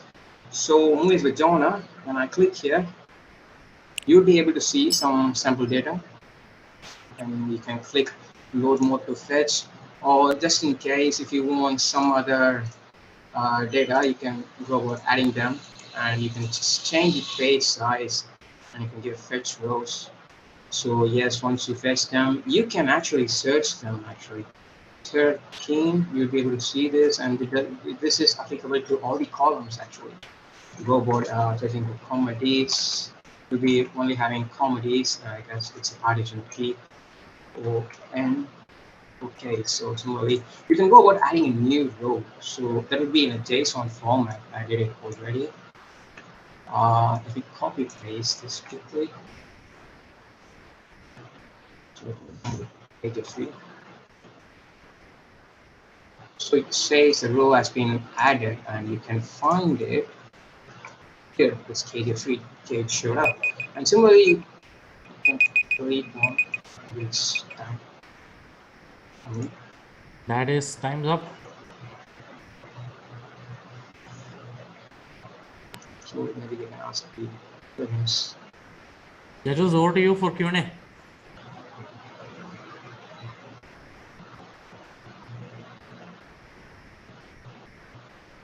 I'm going to ask the question I asked earlier, security. You're throwing around keys and things like that. Like your Astra DB key, do you store that somewhere, or is that just on the session? Just for this session, if you disconnect or just reload, don't be persistent. You can check the functions. You have the functions between days. No, it doesn't store actually, because I was building this product thinking in mind for delivering it to DataStax. Well, the participants can actually take a review. You can take it right away and give to them and maybe get a review, because it's something more than a prototype and something lesser than a production. Well, I actually wanted to build it as a desktop application, but so yes, you can also see that here. One second. The main aim was to build it as a desktop application, so I went about having a custom navigation which you can take a look. So as you see, you do transition between multiple screens. You see the URL remains the same, because this was made keeping in mind for building a desktop application where you can't navigate with the browser router, right? So you need some internal navigation. I implemented an internal navigation too. And also on the other hand, you can add more languages easily, just another row, and it's simple.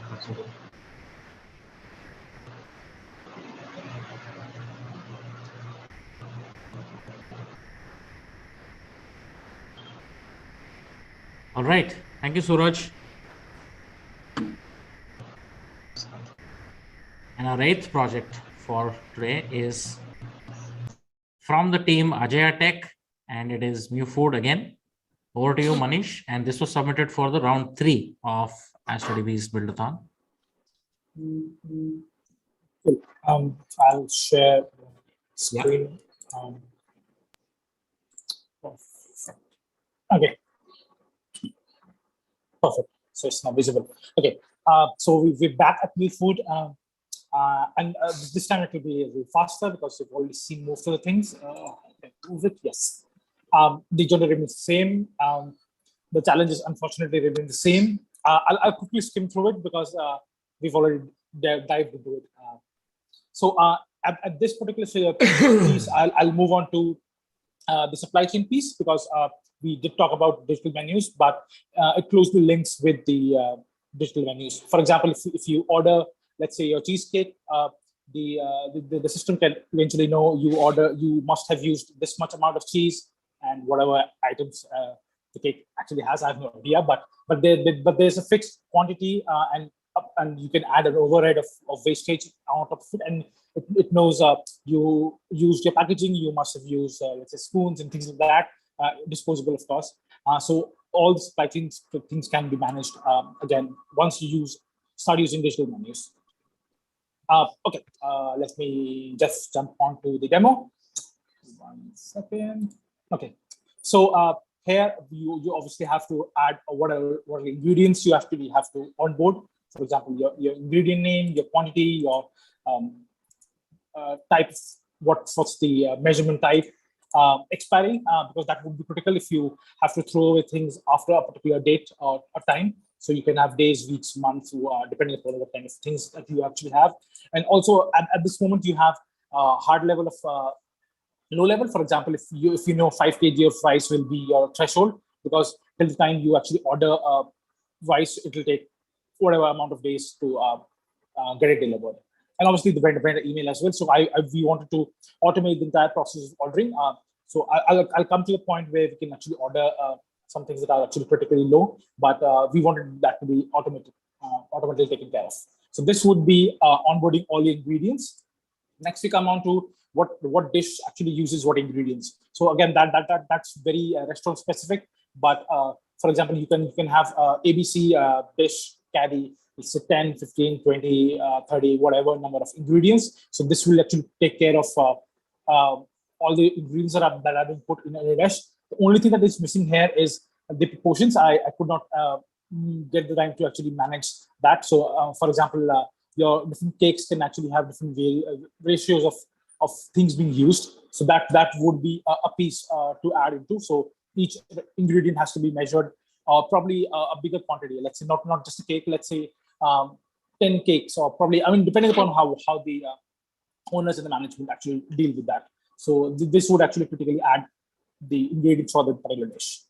Next, we move on to the particular thing that is being tracked. I mean, once you have the low level decided, what's the threshold of the particular item, and the expiries are obviously given. So either you can choose to inform the vendor or you can choose to ignore, depending upon how you treat that particular ingredient valuable or not. And at the moment, it is button driven, but we can also have probably a list of all the ingredients, and you can just click all on the ones you want to ignore, and then click all to inform the vendor, and then the order will be placed. So this would be the overall idea of what automating a supply chain would look like, hopefully very in the near future. Cool. Okay, so I think we are using the same tech stack, nothing particularly different. Yeah, I think I can talk a bit about the future tasks. For example, I was talking about payment integration and back-to-back operations. That remains the same. Raising requests to servers and managers, that would be a thing that is. Okay, I hope this is just a 4-minute warning. Next, we will also come on to data analytics, because you want to see what all orders are being, what all dishes are being requested, and at what time. So there's a lot of data mining and data analytics that can actually come into play, where we want to reduce the number of dishes that are being ordered very rarely, so that you can actually get critical information from the data being stored from the digital menus, of course. And then you can have machine learning algorithms to predict when the item can get low. Right now, it's all hard-coded, but you can also flag and based on the calendar, based on events, based on news, you can actually predict when the inventory can get low, and obviously flag your vendors to get the items back in supply. And eventually, I also wanted to include blockchain, because I wanted to have the complete history of the food for. Oh, okay, I think I'm good. So yeah, I'll talk about blockchain if somebody wants to ask a question on that. But I think that is all from me. Thank you. Judges, over to you. I love the machine learning part of this. Well, it's interesting, because I thought when I saw your third, this was my thought, but I wanted to hear what you were thinking too, is as you were integrating the different parts for the 3 different challenges, you're building out this thing. And I mean, in terms of creating complete functionality, it was the origination of this idea in analytics, or are you just trying to fit different, trying to fix different parts of managing a restaurant?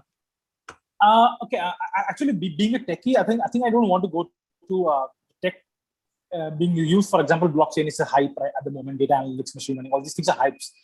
For me, I think everything starts with the customer or what the user actually wants, either that being a vendor or management person managing a restaurant, or even the patrons that actually want to get food delivered as soon as possible in the best quality possible.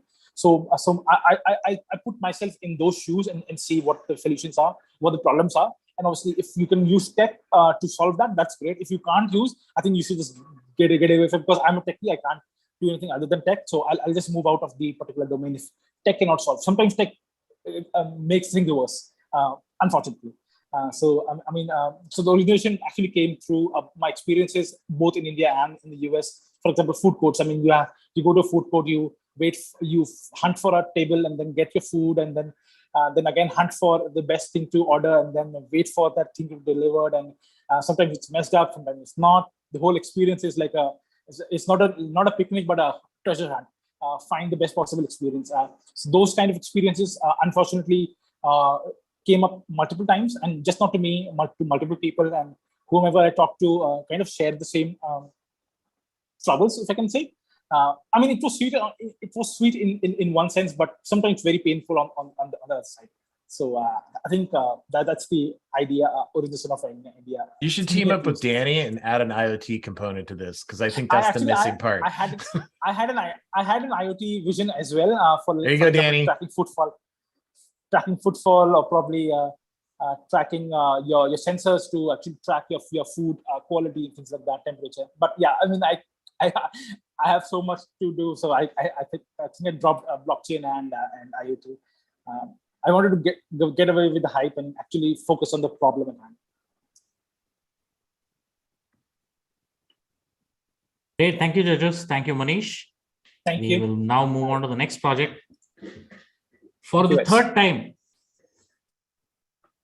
the project is built by team named Danito, and it is called Label, I guess, with the Phygital Labeling System. Danny, over to you. One more IoT project before we are almost done today. Danny, please start sharing screen or your camera, and you can start. Okay, thank you, Haris. I will use also my camera. So this one is ultra wideband to track the assets. So there is two type of device. This one is anchor, and another one is tag. But the size can also be shrink to a minimum size like this. So the Phygital is the physical and digital label in one system. So we use the JEP code, just another barcode, a colorful QR code. This one is the physical label. The second type of Phygital is the ultra wideband tag, like this one. And the third type is the fully digital label, like this one. The screen will display the JEP code. It will have more than one page. So when the package with the physical label, it will detect by the camera, and the JEP code will decrypt it and expand, because the JEP code in Phygital code is encrypted and compressed. We can also put the tag, the Phygital tag, on the package. So beside it tracked by the camera, also the position can be measured by the 4 anchor. Actually, we can use 3 anchor, but in this demo, I use 4 anchor.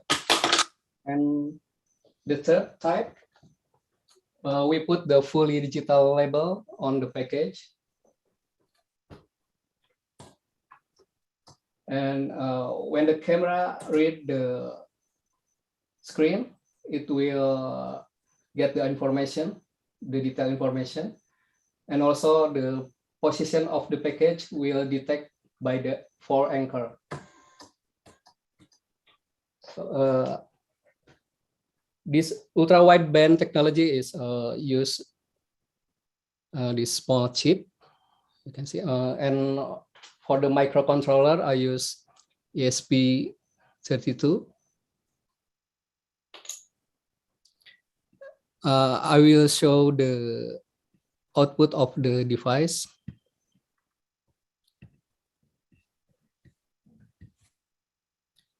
Okay. We will see the serial output like this. So the distance will measure from the anchor to the tag, and with at least 3 anchor, we can get the position. The precision of this device is under 10 centimeters. And for the anchor,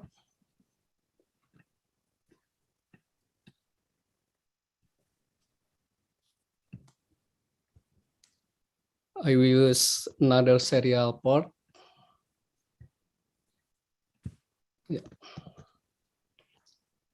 And when the device turning on, it will connect to the Wi-Fi, and then we'll get the data from Astra DB and also store the data to Astra DB.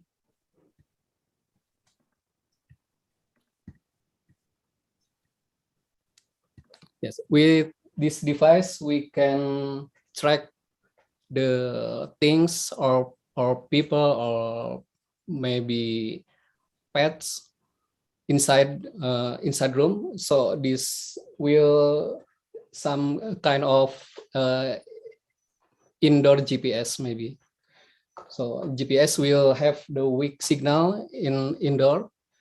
With this ultra wideband technology, the position inside the room will we will have the precision location. Okay, that's enough for me. Thank you. Thank you. Over to you, judges, if you have any questions.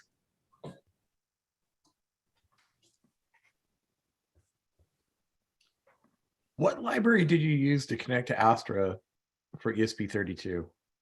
Yes, I got it from GitHub. Wait, I will.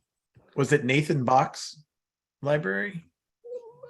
Yes, it's library for Arduino, actually. Oh, interesting. So,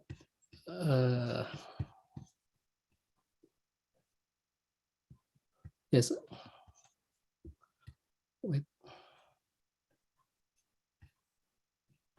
Okay, so yes, that's Nathan's. Okay, that's what I was wondering. Yeah, that's one of our engineers on the Astra project that did this as a side project. Okay. And I was wondering if you used that library. That's really cool.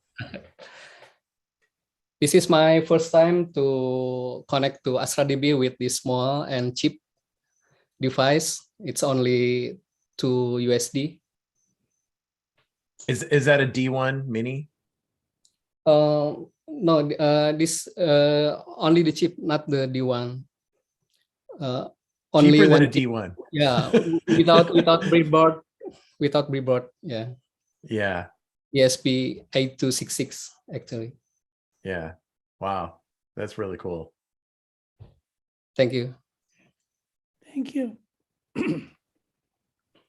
Thank you, Danny. All right, so we are at our last project, which is team name Kdrillar. We lost Dave earlier, so this is how it will work. Dave, we've lost you at around 2-minute mark when you're pitching your previous project. So we'll finish Intola. You'll get 3 minutes to finish pitching your project Intola. And post that, we'll have quick Q&A, and then we'll move on to your next project, which is Verdhale, which was submitted under the healthcare challenge. Dave, can you start your screen, test your mic, and let's see if everything works now? Okay, thank you. Can you hear me? Can everyone hear me? Yes. Yeah. Can you share your screen? Yeah.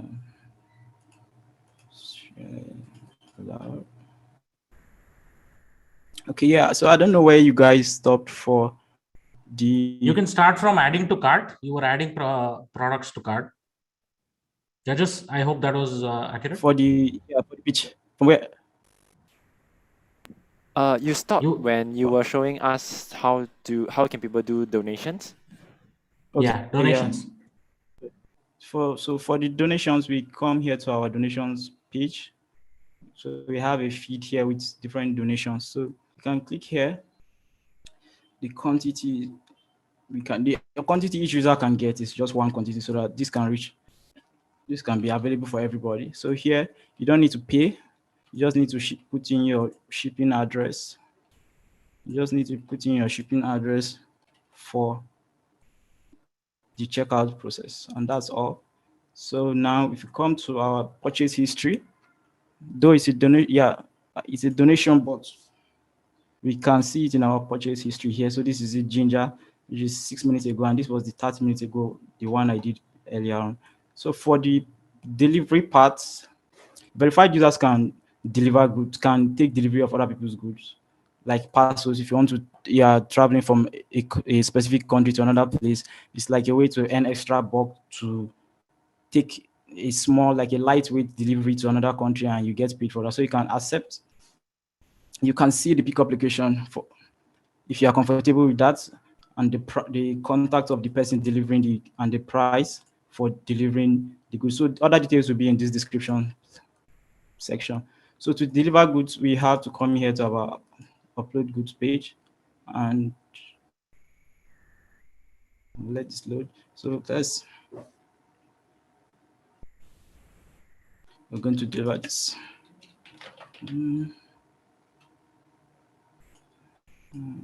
Application. Let's put some random details. I think for this, within our contact here, and our price. This is our price for delivering this item. The price we are willing to pay to deliver this item, and this is the weight of the item that we want to deliver. So now we've posted our delivery, and other our verified users can come to the delivery page to check this delivery.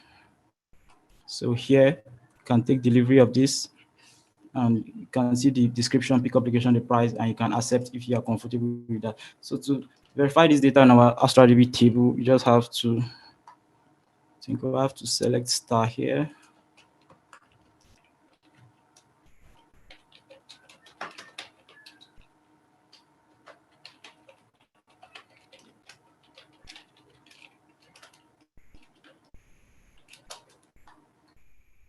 So I think this is becoming slow here. Yeah.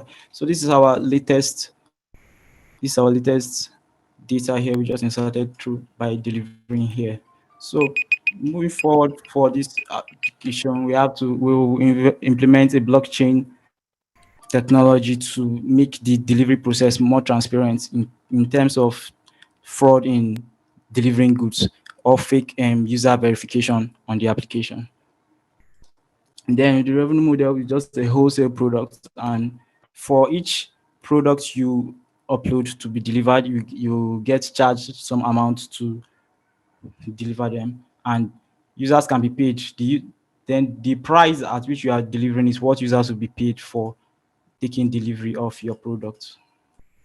Okay, that's time, Dave. Judges, any questions on Project Intola?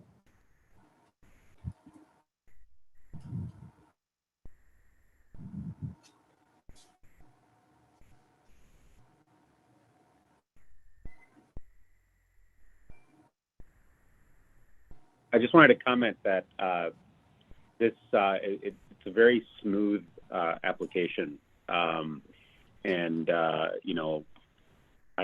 just quickly reviewed the code before, but you have several team members. How did you guys separate the work? Like how did you guys decide who was going to do what? Yeah, so for the front end, I experienced with Flutter and a bit of Node.js. So most of the work with the other teams, they were like ideas and the UX design of UI design of the application. So most of them, they are like front-end developers and they are UX designers. Then that leaves me with the back-end and the front-end with Flutter. So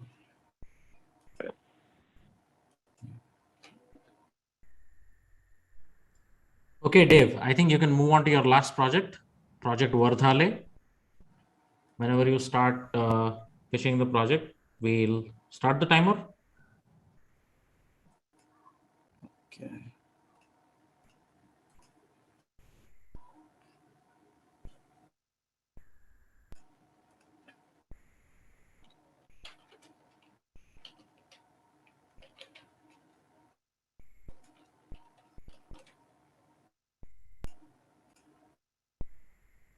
You may have lost him again.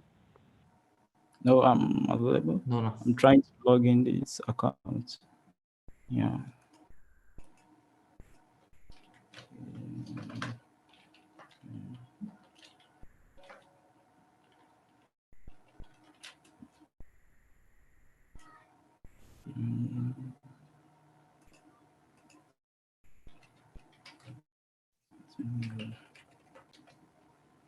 Just a bit. Login. So I can share my screen now. Entire screen. Hello. Okay, yeah. So Verdhale is it's a healthcare solution that I think let me bring this up. So it's a healthcare solution that provides healthcare services for users to take advantage of. So for the first service we're going to be looking at is the the appointment service, where you can book appointments with your doctors online, with a doctor online to discuss about your health or something similar to that. So right now, to get an appointment ID, we just have to book an appointment ID here. We select the date we want and the time, and we proceed. So here, users can avail a kind of discount by, let's say, providing their salary range.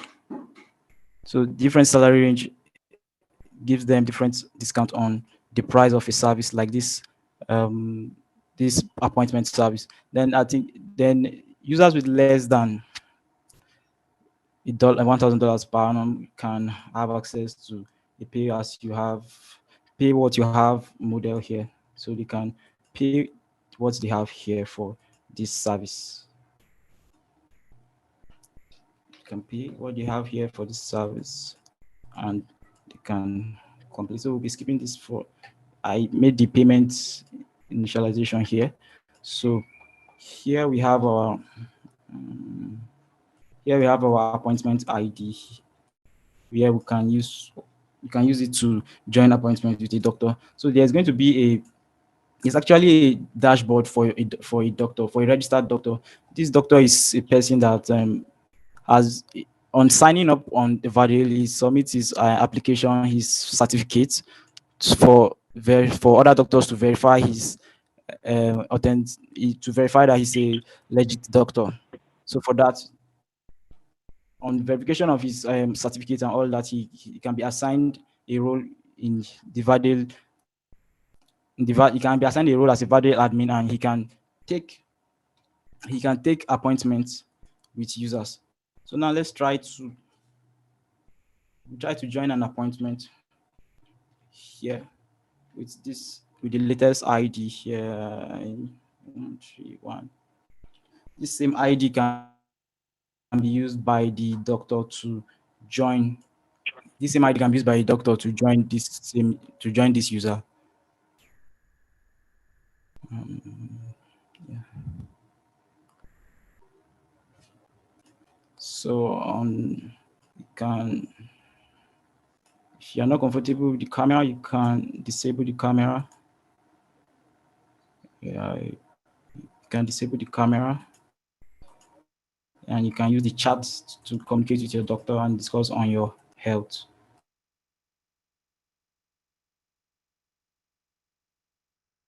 We have services like the vaccination service, where you can book a vaccination online but this is you are going to book it online, but you are not going to get it online. So you're going to select a location and a hospital where you are going to take this vaccination. So we're going to enable our location now, and I'm going to select the COVID-19 vaccine, and I'll select the dates and the time. I'll proceed. So here, this map gets the nearest hospital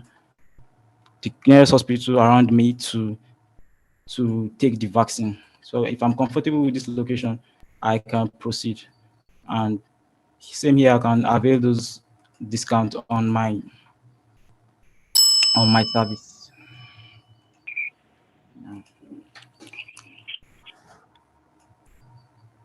So thank you. So for the pharmacy, we have products on the pharmacy in different categories. We have the anti-malaria drugs category. Here you can purchase goods. You can purchase pharmaceutical products here on the app. So to make this service, to make the vision for Verdhale is to enable users to purchase health insurance. If they can purchase affordable health insurance on the app, it's going to make healthcare solution more affordable, and can create healthcare programs that covers the whole bill, covers the whole bill for patients that are severely ill. And you can create medical research. You can create medical research online community to aid doctors to diagnose patients. So that's time, Dave. With the aid of research. Yeah. Thank you. Judges, over to you for Q&A.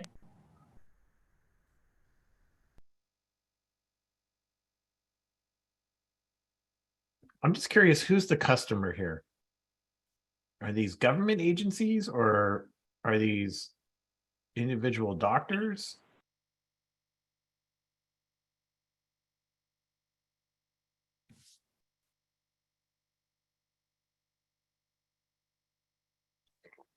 Do we lazy Dave?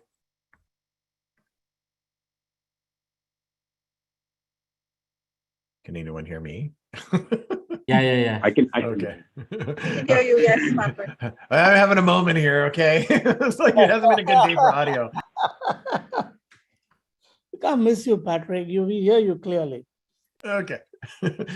Even if my mic wasn't working, right, Bala? Yeah, I can read your lips.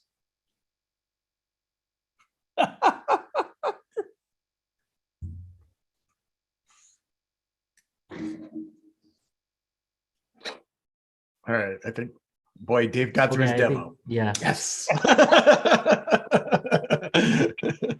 Yeah. Okay, thank you so much, all the teams, for pitching. We'll just take a quick short break to finalize who the winners are. Stay around in the Zoom call. And for the judges, please join the judges deliberation call. You should have an email invite with the Google Meet link. Please join there. We'll keep this short and quick. And for everybody else, just hanging around for 10 more minutes max. We'll finish this soon. Over to you, Asta, and judges. I'll see you in the judges deliberation call on Google Meet. Thank you so much, Harish. And for all the participants, while the judges are away, don't leave, because we have something fun for you. Not only the participants, the audience, everyone. So for the judges, I have shared the link for the Google Meet, so you can join there and then hop in back once you're ready with the final scores. But in the meantime, for the participants, let's get on to a quick quiz.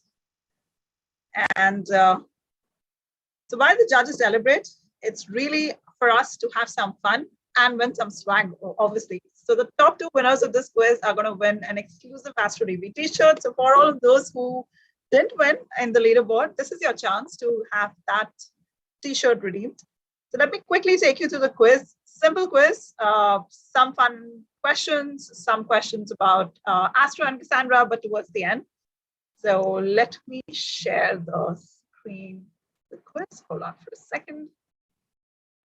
Yeah, and here we are. Okay, the rules are simple. It's again played on Mentimeter. If you have taken the earlier quiz or as a questionnaire, but please go ahead to mentimeter.com and use the code 60318547. I'll repeat that again. Use the code 60318547 47, and that's on www.mentimeter.com. And we'll see how many of you are joining in. Join in.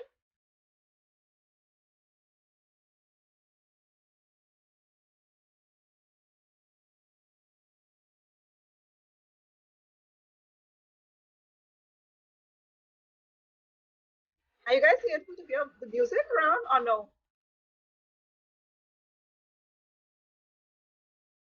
You guys, hurry up. We don't want to start the quiz without any one of you missing out. So please go to www.menti.com and use the code 60318547.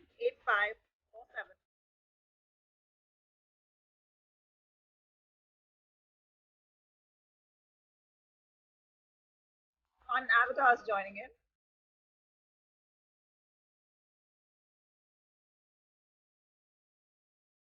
All right, I think it's time we start. Otherwise, the judges will come back with their deliberation and we would get late. So yeah, let's quickly start. So there are some 15 questions. For each question, you will get 30 seconds to answer that.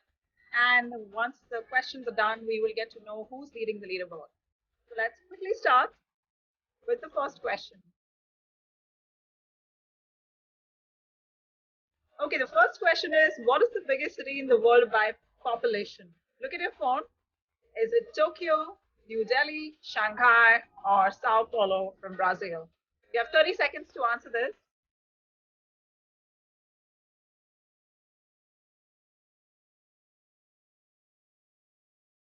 Let's get this right.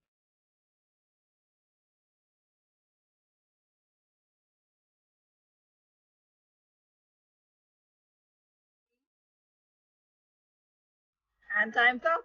Let's see who got this right. 8 of you got this right. So that's Tokyo, Japan. And now let's see who is leading our leaderboard for the first question.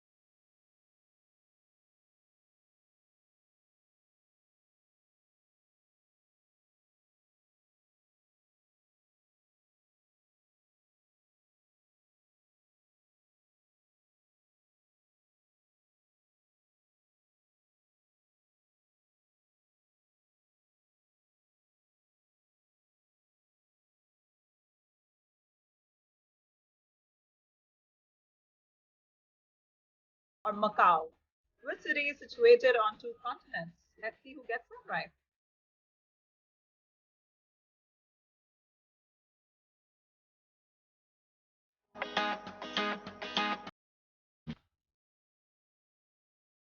All right, the time is almost up. And let's see what the answer is. Wow, 10 of you got that right. Only one person got it wrong. Amazing. You guys are very good with geography, I believe. And let's see who gave the fastest answer. Sairam, Wow, amazing with geography, I must say. Sairam is topping the charts. Let's head on to our next question.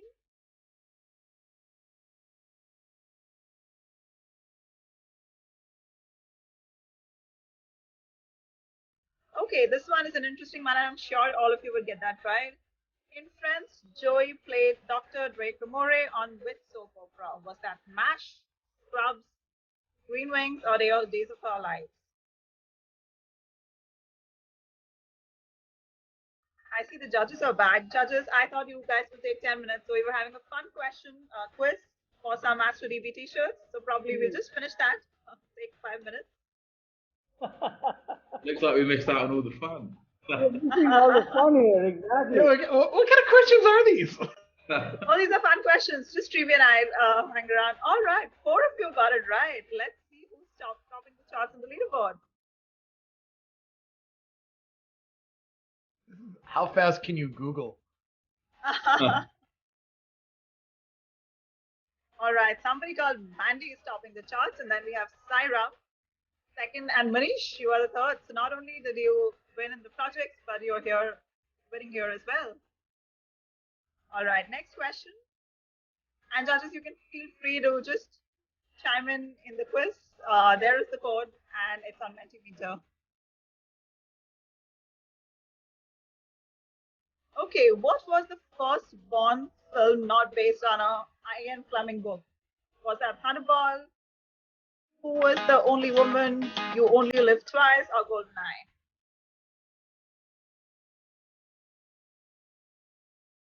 Let's see, the time is coming up.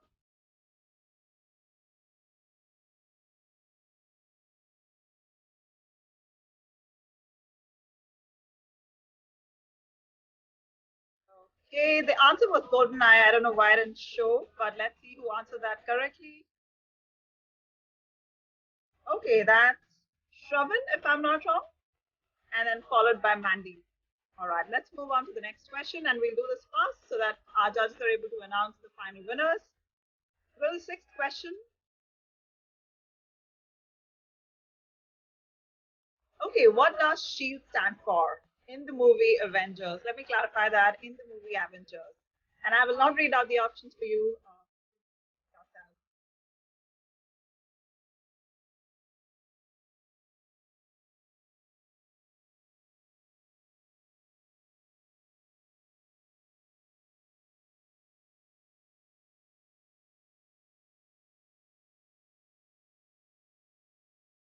Okay, let's see who got that right.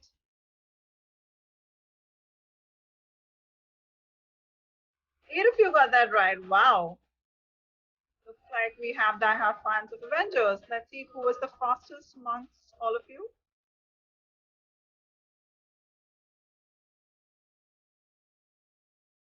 And that was Shravan again. Very well done, Shravan. I think you are leading this game. All right, the seventh question coming up.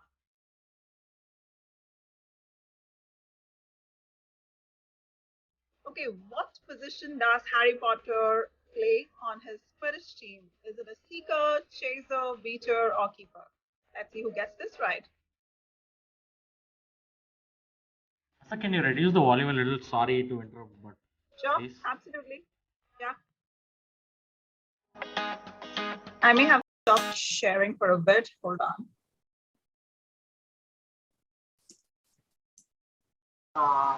Meanwhile, can I share my project of second one? Maybe the juries can take a look at it.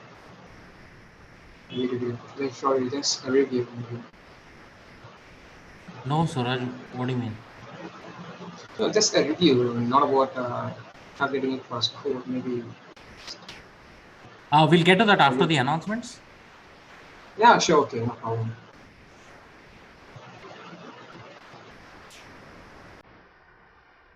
I hope it's better.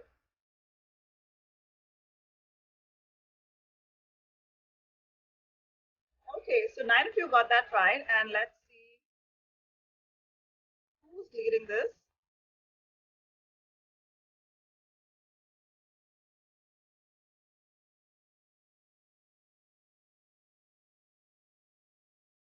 And as Shravan again. All right, moving to the next question.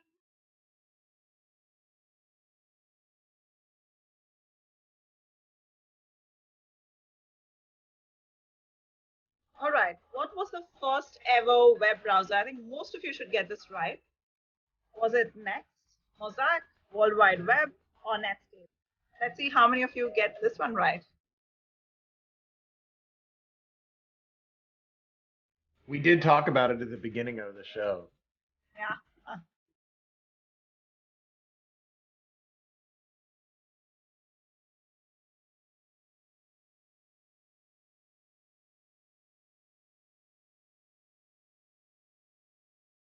All right, time's up. Let's see who the winners are.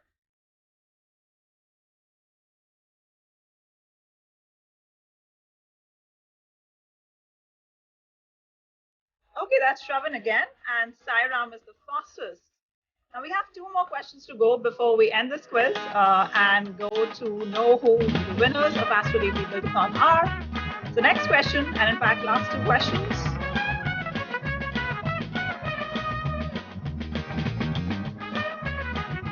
Okay, Google Chrome has a hidden mini game that involves, and Patrick, I think you know the answer, but you're not allowed to put it on chat.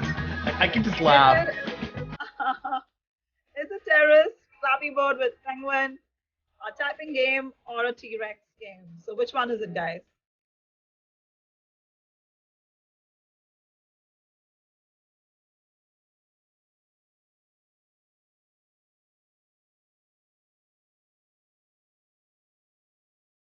Time up, and let's see how many of you got that right.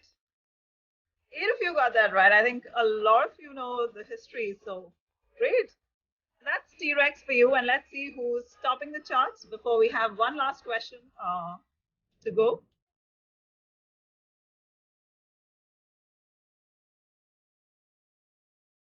Wow, that's Shravan. So Shravan is leading the charts, followed by Mandy and Amit. This is the last question and the last chance for you to win an Astra DB t-shirt before we go along, towards the end of the hackathon. Let's see what the final question is.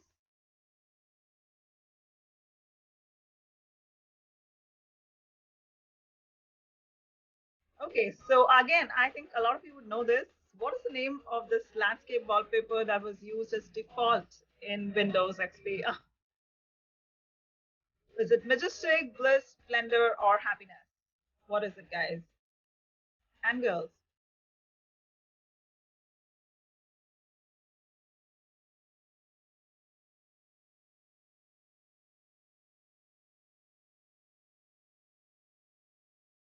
Just a couple of seconds left. Time's up. Let's see how many of you got that right. 8 of you got that right. That's correct. It's called Bliss. And now let's see who actually won this quiz.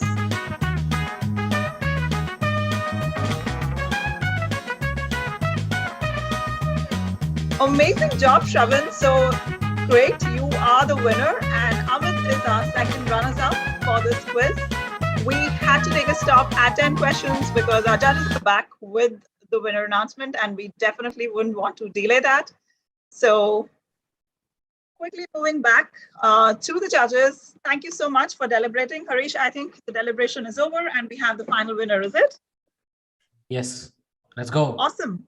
All right, so let's start presenting, and this is the time you all were waiting for the finale, or as we call it, the demo day. So to present our winners, let's start off with calling our judges. So let me quickly start sharing my screen.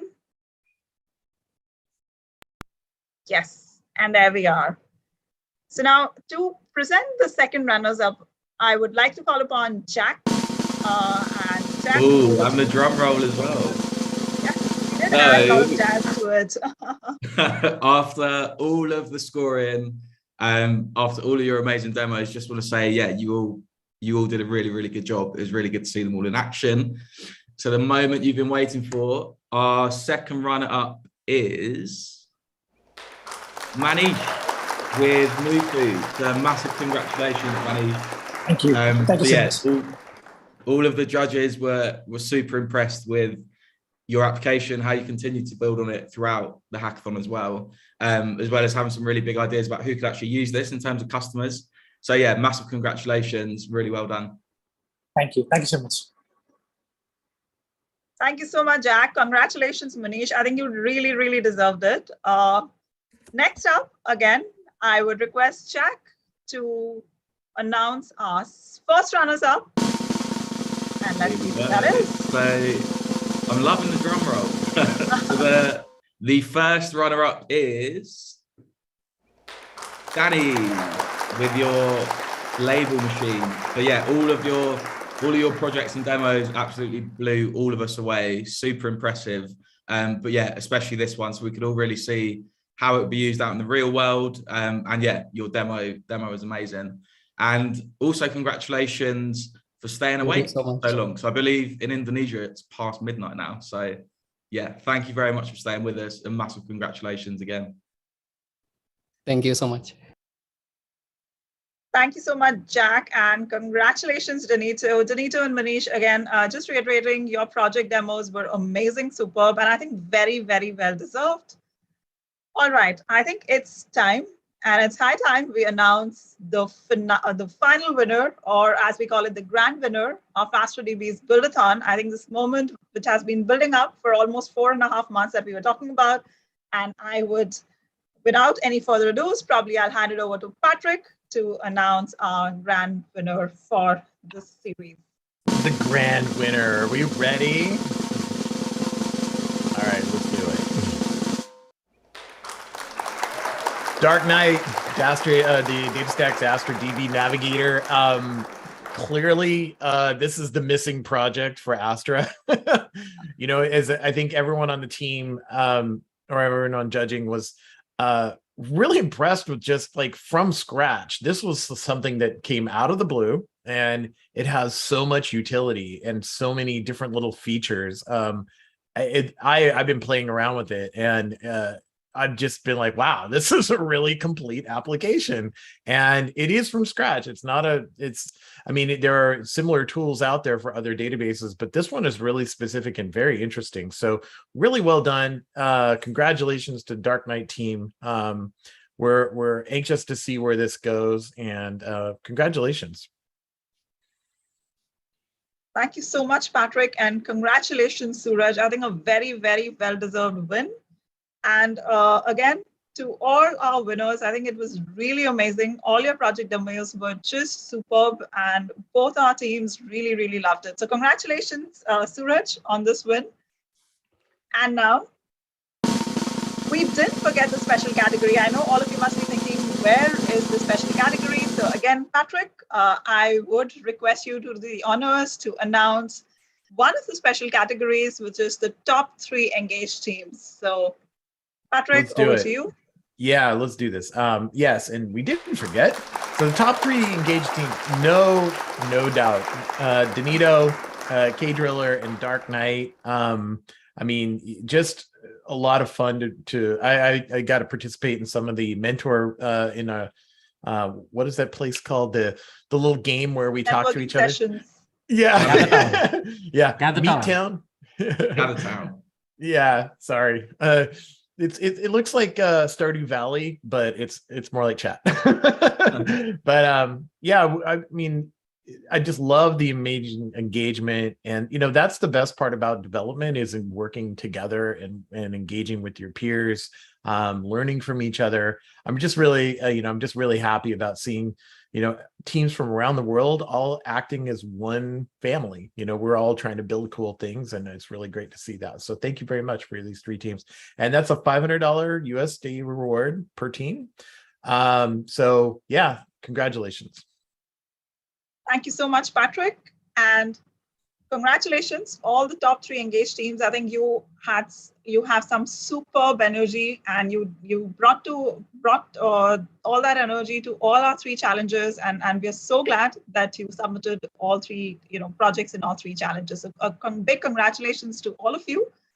And now for the rest of our awards, which is starting from the learning pathway qualifiers to the leaderboard winners, and also our top referrals. I think that is something that we are going to announce via Slack. on the 30th of May at 11 a.m. ET. The reason is that we need some time to compute because all of you are getting actually leaderboard points for attending this as well. So we would get back and do some calculation and be back to you on the 30th of May at 11 a.m. ET with all the rest of our winners. And stay tuned on Slack. So that's where the announcement is going to happen. But at this point, we have almost overshot 15 minutes. So we would not keep you longer than this. A big, big congratulations to all the winners of Build-A-Thon. This 3.5 months or 4.5 months journey has been amazing. And we are so glad that this day has come where you're finally crowned the winner of Build-A-Thon. Thanks to all our audience and the other participants for making this event so successful. This has been such an amazing journey with so many of you participating from so many different countries. It's just been amazing to see how many of you throughout the globe, like Patrick was mentioning, joined us. We did juggle a little bit with the time zones, but I think all was sorted out in the end, and it was a pleasure to host all of you. With that, I would also like to give a big thanks again to our judges and mentors, and especially the judges who took time out on a Saturday morning, evening, some of you, for judging this demo day. So big thanks to Patrick, Rahul, Bala, Karen, and obviously Jack for coming in and helping us as you always do. And also from the Angel Hack team, thank you so much, my colleagues Zail and Harish, for helping us out and co-hosting with me. With that, I think it's time we take your leave. We would be back with some more interesting stuff really, really soon. But in the meantime, please do keep a lookout for Slack on the 30th of May, where we announce the rest of our category winners. Thank you so much, everyone. Have a good morning, good evening, or good night from whichever part of the world you're joining us. And have a great weekend ahead. Thank you. Bye-bye. Thank you, Asta. Bye, everyone. Bye, everyone. Bye-bye. Bye, everybody.